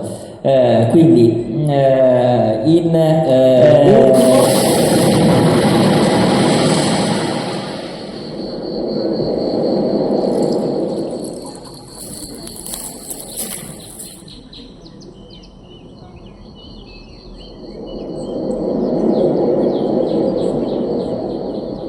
oltre alla cantina Rigatteri avevamo anche Selle Mosca, la cantina Selle Mosca. E i biscotti, scusate, i biscotti che di cui... perdonatemi, sono tante cose in testa, non basta a volte il foglio. Quindi i biscotti che ha portato Maria Teresa Pirighetto, e quindi un altro applauso per questo ulteriore omaggio nell'omaggio. Grazie a tutti per la serata, e c'è una scarpa rossa che dovete spiegarmi. Ok, la scarpa rossa del racconto di Marietta, e quindi dopo facciamo anche la foto alla scarpa rossa. Grazie davvero a tutti quanti, grazie, perché per noi è un onore venire qua, siamo voi che fate un regalo a noi, e quindi vi invitiamo, insomma, a iscrivervi e a assaggiare qualcosa bene insieme. Grazie.